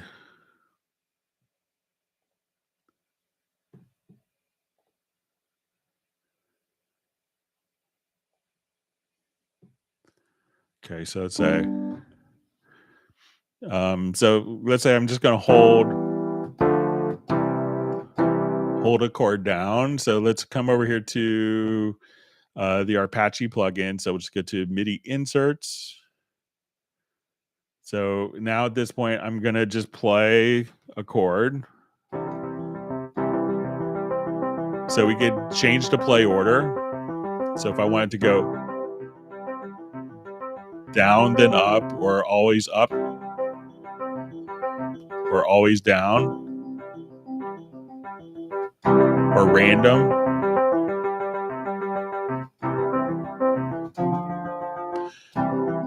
Now, when I come over here, we could say, okay, I want my step size to be quarter notes. Or let's say dotted eighths, 16ths, or let's say 16th triplets. So, and then we could also adjust the length. So if I wanted those notes to ring out a little longer, or if I wanted those to be very staccato, we could set our key range. So I'm just playing down to one chord, but I could have it be like 2 octaves, or if I want it to be 3 octaves.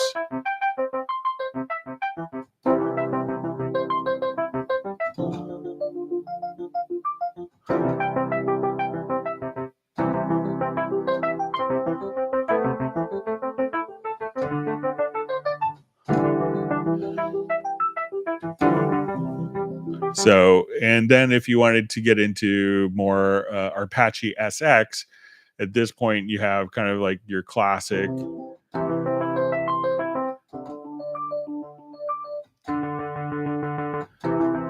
So, but we could also take sequences. So if you have like a particular pattern, you could drag and drop that pattern and use that as the basis for the arpeggiation.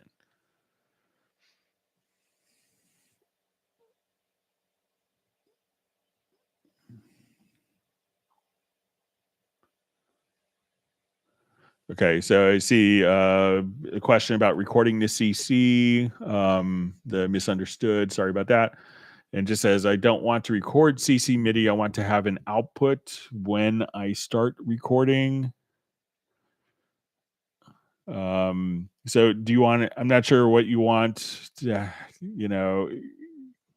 so when you say I want to have an output when I starting recording, so I'm not sure if you want to have a CC trigger the recording, or if you want,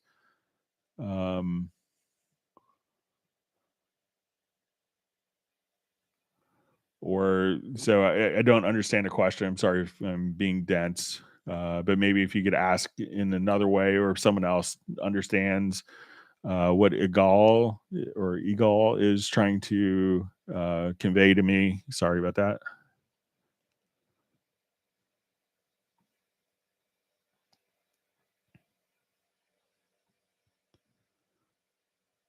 All right, so we have a question. If I lose or break a dongle, is it possible to order another?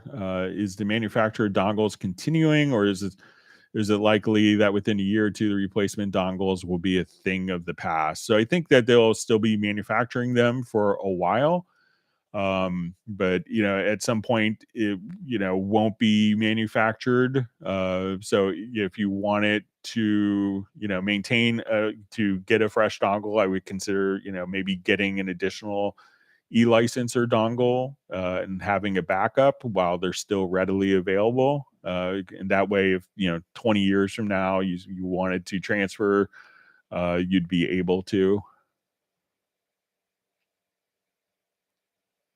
Okay, so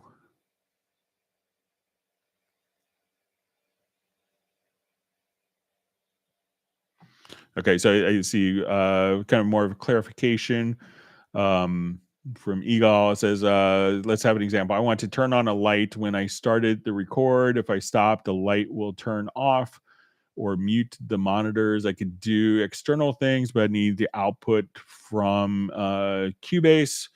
So I think Nuendo has some of this capability with GPIO capabilities, but there are a lot of different signs. There are signs that just follow, like, record messages. So like when you hit record, that this light will turn on. Like you could program it to, like, as soon as you hit record, that the light turns on. But a lot of times those will be set up through like a GPIO. And I know like the Yamaha Nuage will allow you to do that, but most of the events, most of those can respond to. I remember there's a company that was doing it, and I met the sales rep at a NAM show, and it just responds to MIDI messages. Like when you hit record, that it would automatically send out the message for the record light. So but you could definitely, there are MIDI devices that will respond to, like when you hit the record key on your computer, that it will automatically follow. It's not necessarily Cubase sending out a message, but the device will just do it via MIDI. I could do some research on it if you want to email me at clubcubase@steinberg.de. So thanks for the clarification.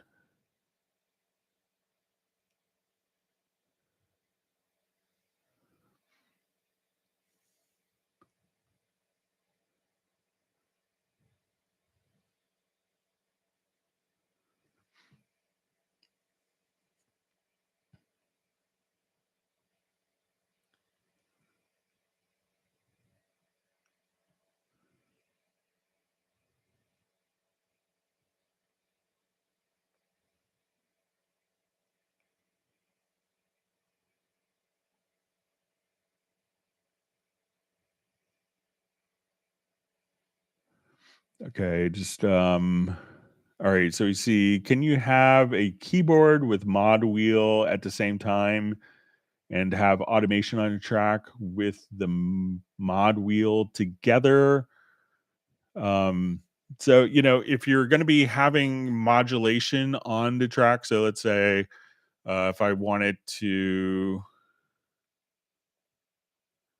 come over here, so let's say if I have a retro log.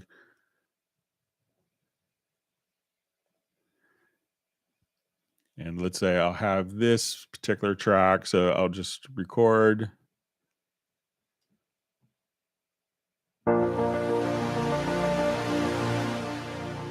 So let's say I'll just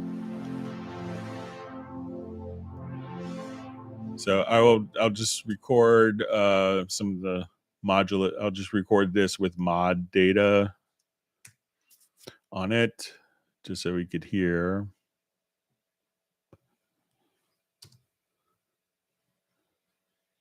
All right, so I'll just take our track and I'll just do it on the retro log here.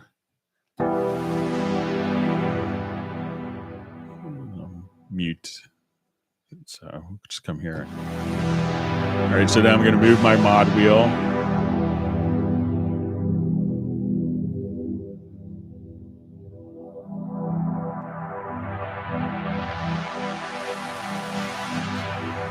All right, so I'll move it up again. We can see kind of the little lines, and I'll move the.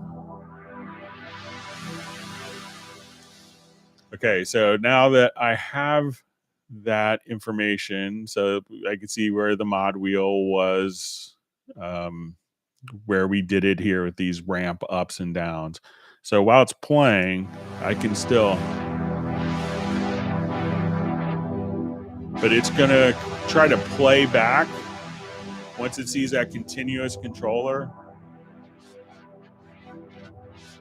I can still kind of overwrite the information, but MIDI is only going to be able to kind of play back, that particular, one instance of that particular. So if we look at modulation here, so as soon as it's playing back, I can come right over here.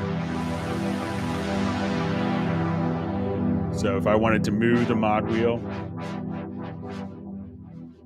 and then let it play back the data, I could kind of override it and it will jump temporarily. But as soon as I let go of the mod wheel and it's not writing any new data, it will revert back to the existing modulation data.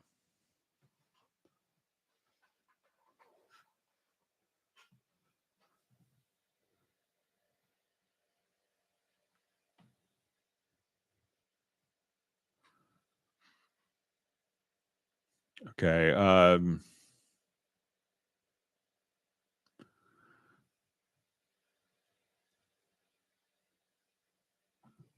Okay, so I just see question. Is there a way to cut MIDI events without deleting the notes that overlap the cut? Okay, so let's.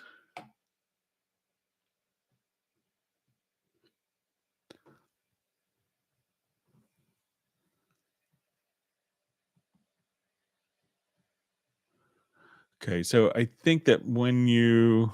All right, so see if I understand this. So is there a way to cut MIDI events without deleting? Okay, so when let's say I have these long notes here and I cut the event, and then we see that the notes here have been split. So I'll switch to velocity view here.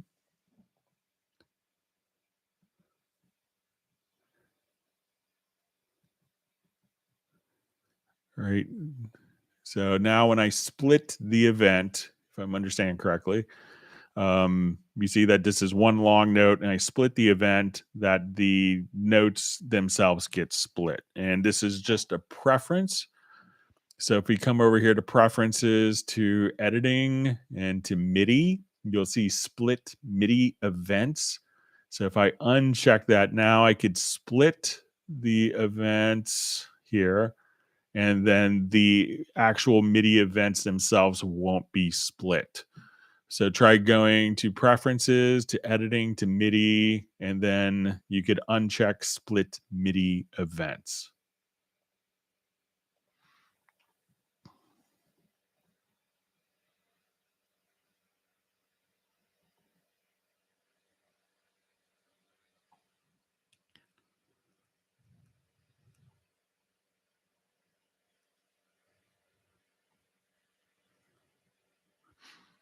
All right, so David Griffiths wants everyone to hit the like button. So,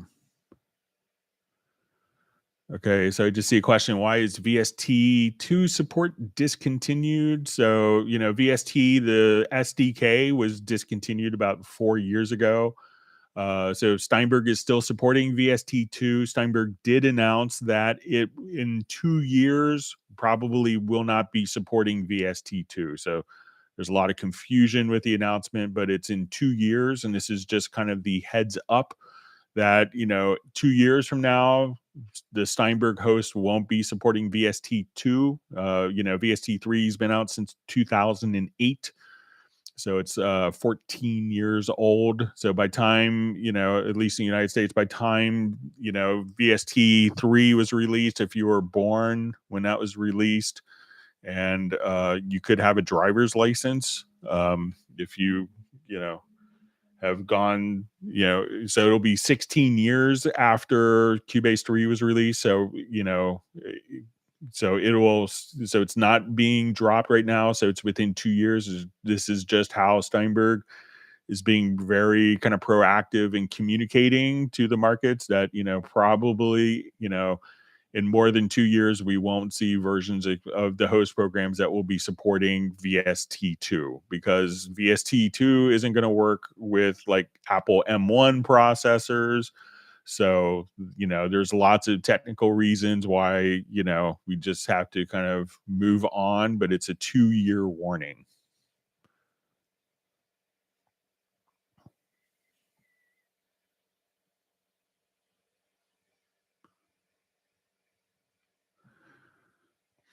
All right. So we have a question. Any date on Cubase 12? Maybe. So, generally I can't really share any information because, if I knew, I would be under a non-disclosure agreement. So, but, we'll let you know as soon as it's available, as we don't like to necessarily tease with, with feature announcements, months in advance. It doesn't do anyone any good. So.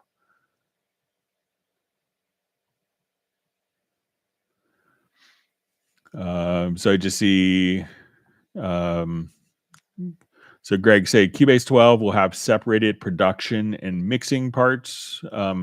So again, we can't speculate on what's going to be in Cubase 12, but, like I wouldn't anticipate that. I'd say it would be, some people think of Cubase as just a mixing program. Some people think of it as just a production program. Some people think of it as just a composition program, but it could do all three of those facets really well. So I don't see a discontinuation in that philosophy.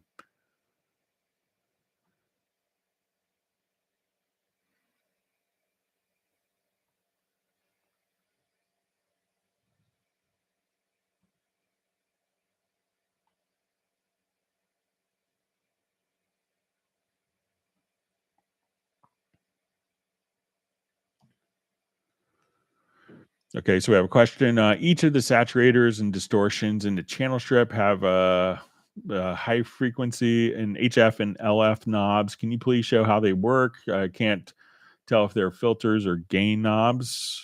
Okay, so let's go ahead and jump to a project. Thanks for all the wonderful questions. And if you have questions you want to email or more in-depth, always send it to clubcubase@steinberg.de, or you could simply ask them in the chat field, and make sure you hit the like button. So let's go ahead and take a look at some of the saturators here. So let's say,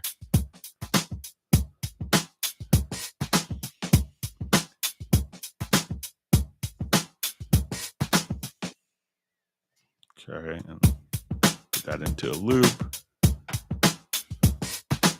So yeah, it's just kind of like the high frequency content and the low. So let's say if we go to our high frequency adjust, so this would be the frequency that you're adjusting here.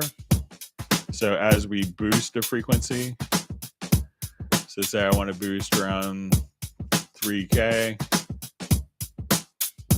or if I wanted to boost around 7K, so that's the particular frequency. And let's listen to the low frequency.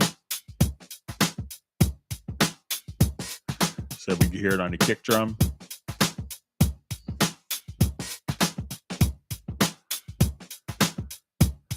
And let's go ahead and look at tape saturation. So again, this is kind of, on this one, it's going to be the filter. So let's say we want to drive.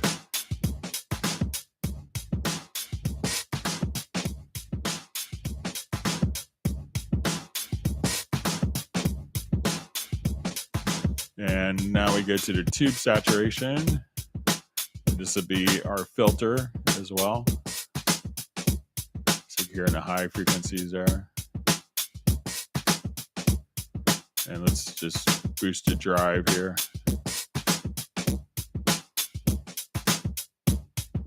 So you can hear the low end.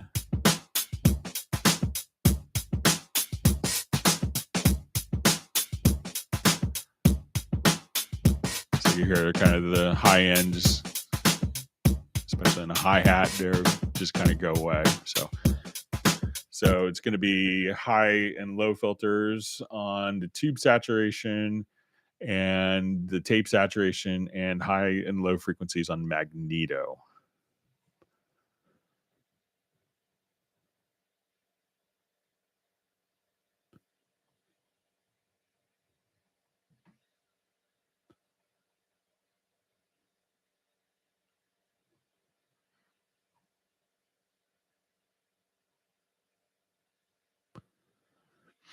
So let's see. So Jeff Sabelsky is saying Cubase 12 is past Jupiter and is approaching Mars when it begins preparing for deceleration before Earth's orbit. So I think there's already some hit records that have been maybe done in it. So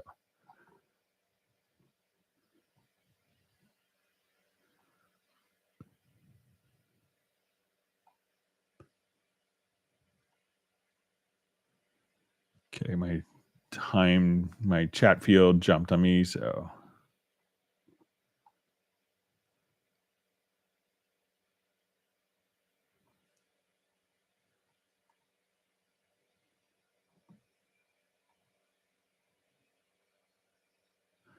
okay, so I think I'm back to where I was.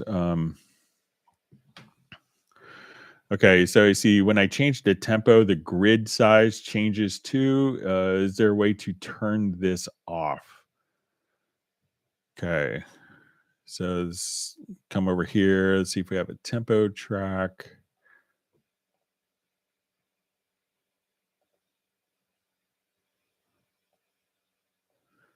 Okay, so let's say if we adjust our tempo here. All right, so here when I look at this, my grid size is constant regardless of the tempo. But if we have this in bars and beats, that as we adjust our tempo, because we're adding or deleting time, so it depends on your master time format. So if I come here and I do tempo changes, we'll see that change because we are basically adding more time. And then if we have this set to bars and beats as our master time format, because it's the beat that we're looking at, we don't see those changes. So try to just make sure that it will make perfect sense if you're in seconds, that if you slow down the tempo, that it will change, or you speed up the tempo, that those will change accordingly, but you won't see those change when you're in bar and beat mode. So let me know if that makes sense.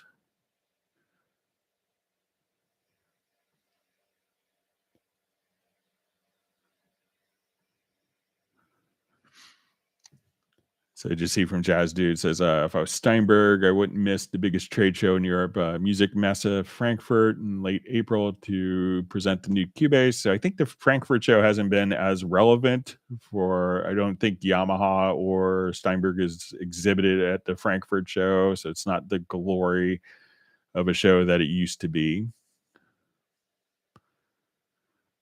Okay. So I don't think the announcement would be contingent upon the Frankfurt show.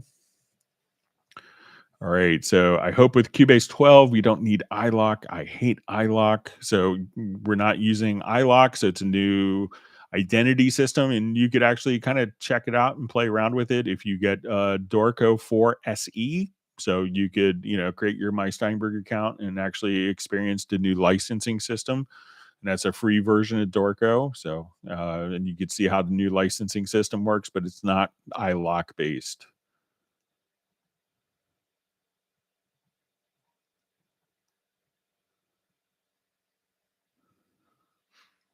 Okay, so I just see question. The Groove Agent is not playing the pattern where it should be getting fills. where it should, getting fills where I don't want them. It's like it's stuck to a certain position. I have to render and cut everything after lots of pops. So as we're doing this, let me just do some of my creative tempo mapping here. All right. So let's say, so I'm not sure if as you're doing this, how you're triggering the fills. So let's say if I have my pattern here, there's different ways of doing this. So let's say, and it could be that, so let's say I want to drag this particular pattern to my timeline. So, and I want it to have it go directly to that. Let's do a fill and then back. So now when I play this, we'll have our pattern. It'll jump to a different pattern here, like a variation with rides, if I remember. And I'll take it off cycle. Sorry about that. All right. So now we'll go to the rides.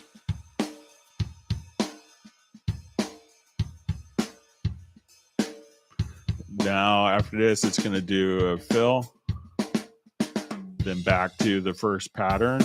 So I'm not sure if you're triggering it by dragging the pads or if you're playing the patterns, if you're kind of sequencing individual MIDI notes to trigger these patterns here. And if you do that, try on a pattern mode just to click on Omni, or you click on this little icon right here, and that could give a unique pattern or unique MIDI port to the patterns. So try that. But if you could let us know how you're getting the fills, also make sure that when you do this that you don't have follow transport turned on, because it could still be playing. If you have it playing and synchronizing to itself, you may have, so let's say if I go here, it could be playing kind of two patterns at once. It could play back the pattern that's going on in the live sequencer. So if you do this, make sure that you have follow transport, deactivate it and stop, and then it won't play. But if I hit play now, it's just going to play back the pattern. So if you could let us know exactly how you're playing and triggering the patterns, that would be helpful. So if you drag it in or if you're just playing it from a single MIDI note.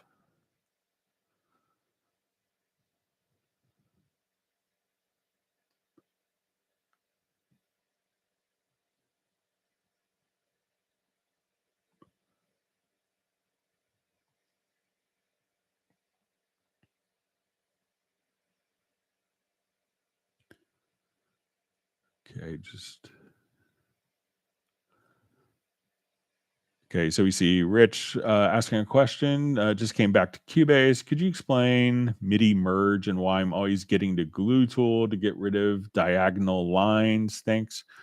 So if we have, all right, so let's just kind of blow this part up so we can see it a little better. All right, so let's say when we see diagonal lines, that means that there's two events that are kind of on top of each other. Okay, so, and it could be that we, as we look at this, we could just, pick and choose which one will be the active part. So that means when we see those diagonal lines, that there's two events that are stacked. So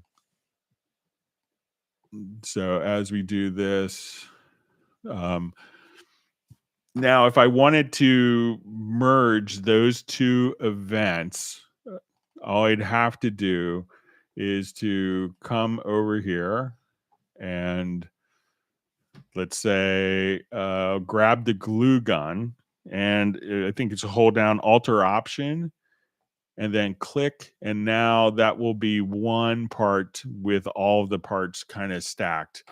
Now, some people will inadvertently get into merge mode by their MIDI record mode settings. So you may, if you're doing this, you may want to have it create new parts, I believe, or it may be set to merge, and maybe you don't want it to be in merge, like as you record a part on top of an existing part. So, if you wanted it to merge directly in, try just going to the MIDI record mode here. And at that point, just, set this to merge. And then you may not have to do the merge, and you won't see parts that will be kind of stacked with the diagonal lines on top of them, so on top of each other.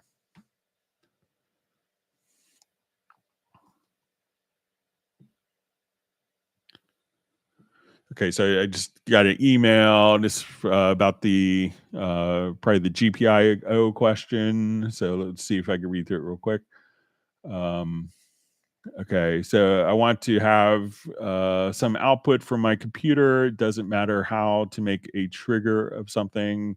I think this is what with the record light. I want to tell you various examples, and after that, a little more of the final need. Let's see if this is something I should probably do offline. All right, so it's kind of I'll respond to this offline. Um,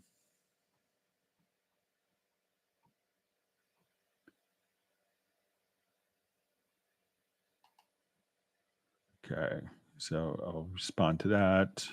If we have time towards the end, we can see if we get to it. But thanks for sending the email.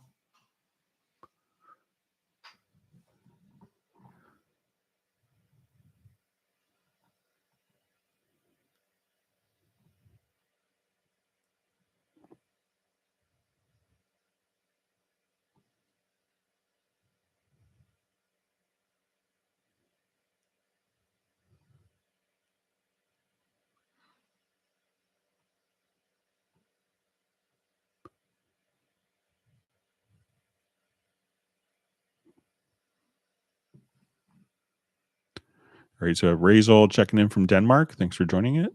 And we have Charles K joining from the UK. All right, so we see Jeff Sabelski said the scrolling trick for the project window works for him.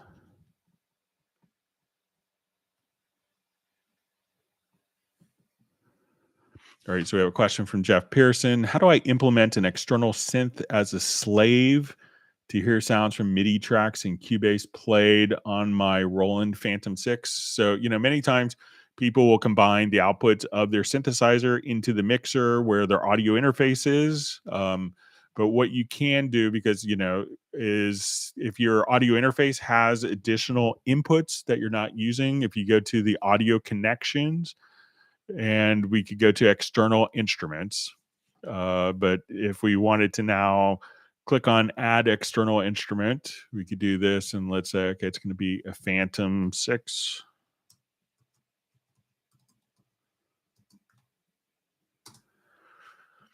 So, and what we want to do is to tell which inputs of your audio interface it's connected. And if I do this as, so if we just click here, so we say, okay, this is going to be it's going into inputs 3 and 4 of my audio interface. And then at that point, we could just come over here. Let's add an instrument track, and we would see external instrument plugins. And we can say, okay, I want this to go to, whatever that we have. So let's say, okay, I wanted to go to my Phantom or Montage. And now at this point,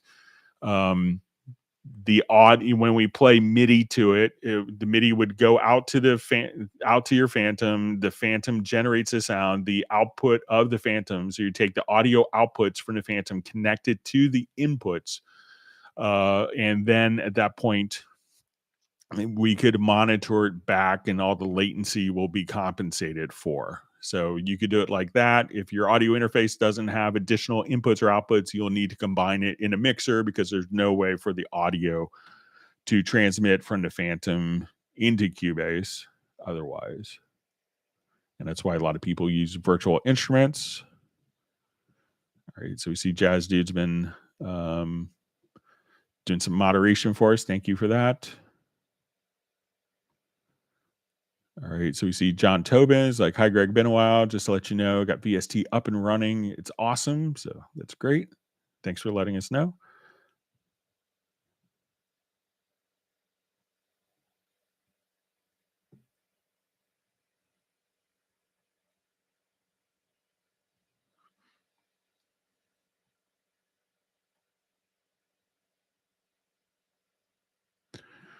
Okay, so we see a question for Justin Belsky. Greg, in Nuendo, if many tracks are filled, range selection activated, most tracks are muted. Then on exporting video, for instance, will muted tracks still affect the file size of the export? Thank you. So the file size of the export is really, everything's going to be mixed down to, a stereo file for the audio export. So muted tracks, unmuted tracks don't really factor into the size of the video file. So the video is going to take a lot of, the file size itself is just going to be for the video, and the audio itself will be kind of just playing back a stereo audio file. So it's not playing back a multi-track. So if you have events that are muted or unmuted, it's not going to make a difference in the file size because it's just going to render a stereo mix down of the file into the video itself.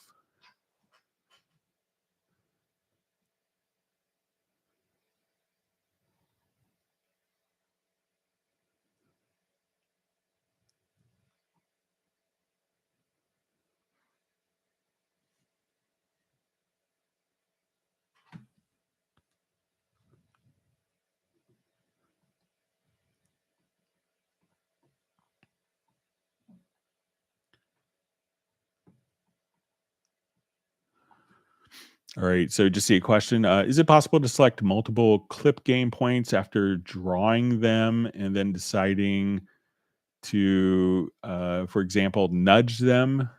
Um, okay. So let me just open up a different project, see if I understand.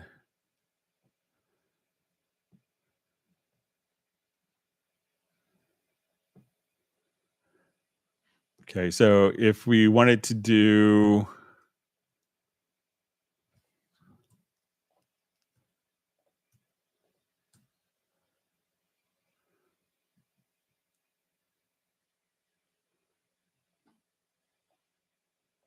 all right. So if we wanted to, so I'm not sure if it's with kind of the, if we wanted to take, let's say if I select multiple events here that we could adjust kind of our clip gains.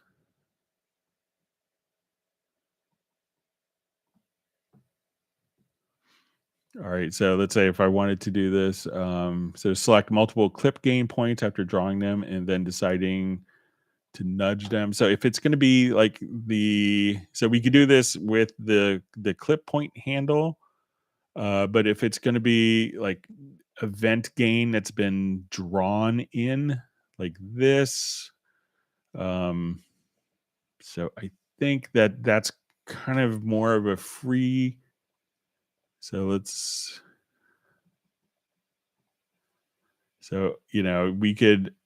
I don't think that we could select multiple of those particular points as just going to be on the particular file. And a lot of times people use this just as a quick correction for debreathing stuff. But there isn't a way to kind of have those, and but you could do it if you wanted to have it for if you go to automation. Let me see if it makes any difference if I activate the project here. So yeah, those aren't necessarily, it's just kind of tied directly to the events. But if you wanted to work that way, you could do it, with automation. So if we wanted to now select, the automation and be able to nudge it up and down or left and right if we wanted to. So you could do stuff like that, but not with the kind of the drawn in clip gain.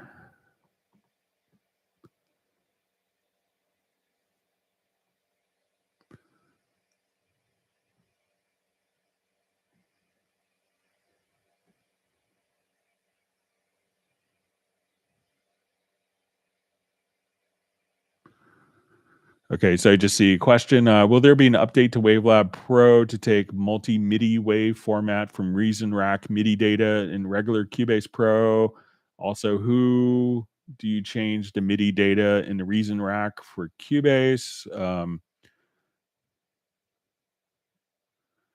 So I'm not sure what the multi MIDI wave format is, but Wavelab will support like 22.2 channel files. So I'm not that familiar with Reason. I don't have a license of it, and maybe you could check with the guys at Propeller Heads, Kevin. And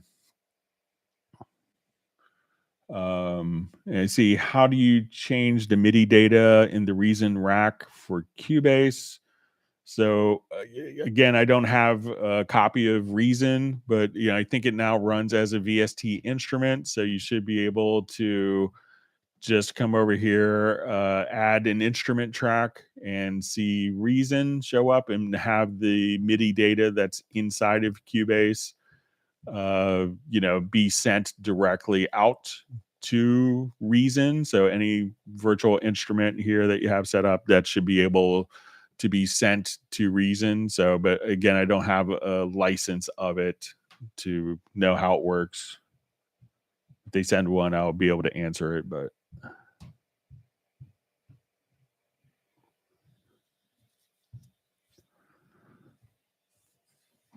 okay, so we have a question from Jeff Sabelski. Is it okay to plug Nuendo Cubase when publishing YouTube videos in the video description?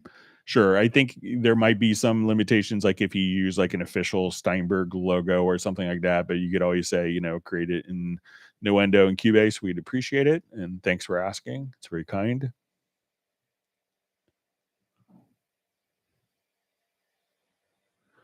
All right. So it says, question. You showed that if I hold down the mouse down in a project window, that I can move left and right and up and down in a project. This is not working for me. Is that a Mac only feature? I believe that's um, works on Mac and PC. So here I could just do that. I don't have my PC on currently to test, but it could be also be contingent upon the mouse.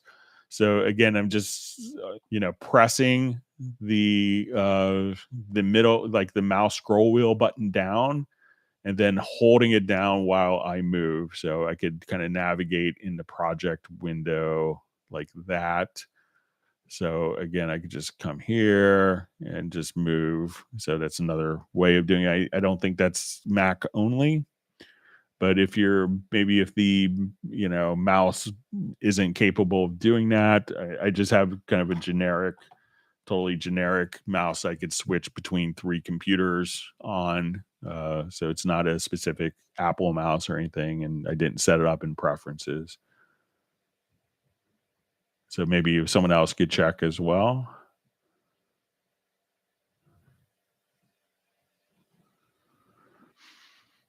All right, so we have a question from Benny in Sweden. When I load a MIDI file in MediaBay, it takes a long time before I can use and hear the sound. But when I load an audio file, it goes fast. What can it be due to? Because a lot of people, don't realize that when you have a MIDI file, that the MIDI file is just like note data. And then as you do that, if you're playing MIDI loops, it then loads up the instrument, and that instrument may have samples. Whereas audio, you just kind of hit play and it's doing that. So that delay is, finding the MIDI, finding the instrument for to play back the sound that the MIDI loop was created in, and loading up the samples within that instrument. So that's why it takes a little longer than audio. Okay. So Michael Pierce says 110 watching, slap the like button. All right.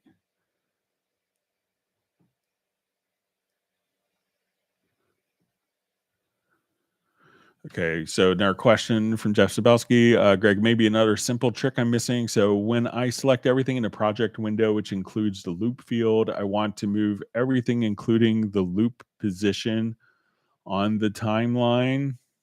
Okay, so let's say I'll come here and I just want to move everything in the loop position. So let's say I'll come here. So, you could just, if we have like your range selection tool. So I could just, come here with the range selection, and I'm going to hold down control and shift, I think, and this will be kind of global. So if I have that, I can now just, with my range selection, I could, just choose to, move. So again, control plus shift and use the range selection tool around the whole components, and then I can move all the contents with all the automation just by moving the selected range. Now, if you wanted to also, let's say, disable the divide track list feature here, but if we have a marker track, um, and let's say I have like a cycle marker, one other way of doing this is just by grabbing like the range selection tool and double clicking between locators.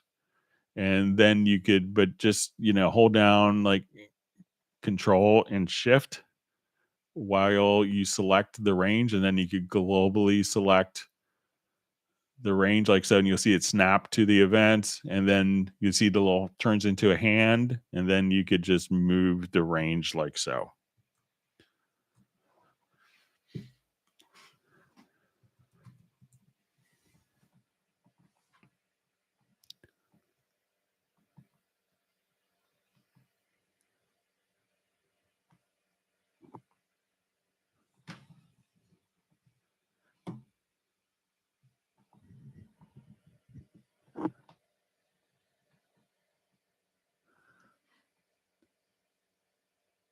Okay, just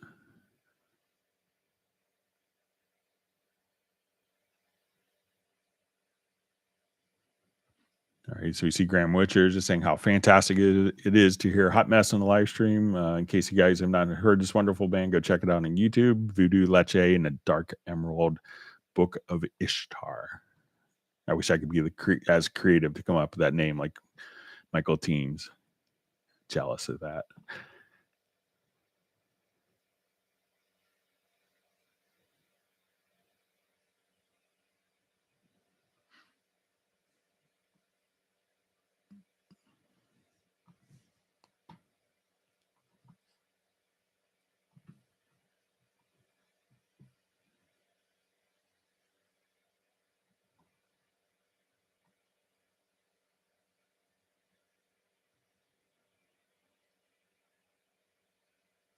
All right, just reading through.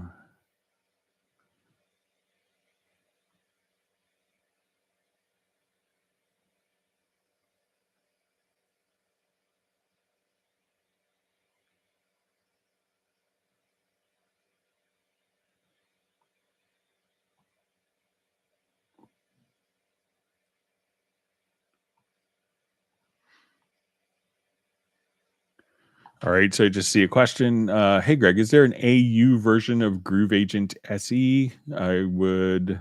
So I believe so. So let's see if we go to the. Let's see if I still had it open. But I think if you have the license for it, that you could run the standalone Groove Agent SE.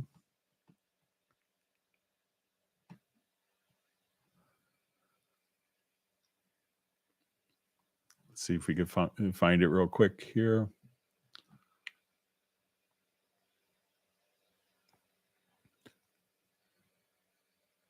But I know that the full version of Groove Agent is AU.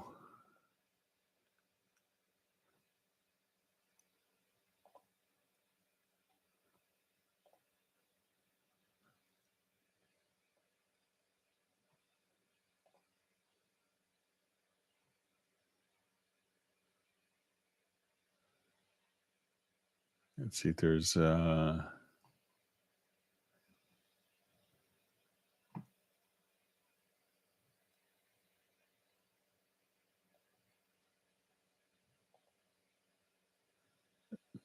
see if it's, we download it real quick if it's indicated.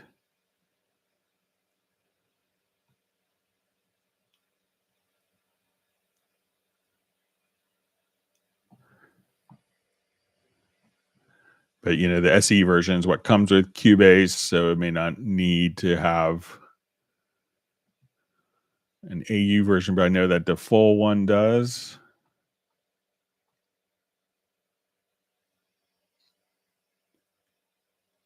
We'll see if we can come back to it. Or let me just see if we could Google it real quick.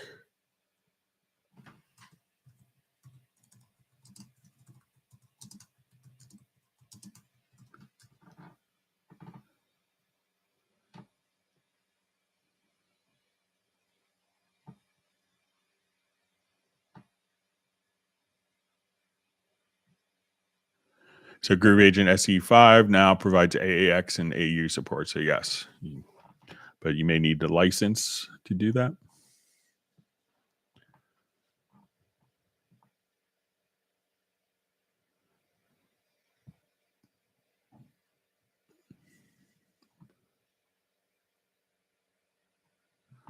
Okay, so we see JVI's figured out. You have to hold down the scroll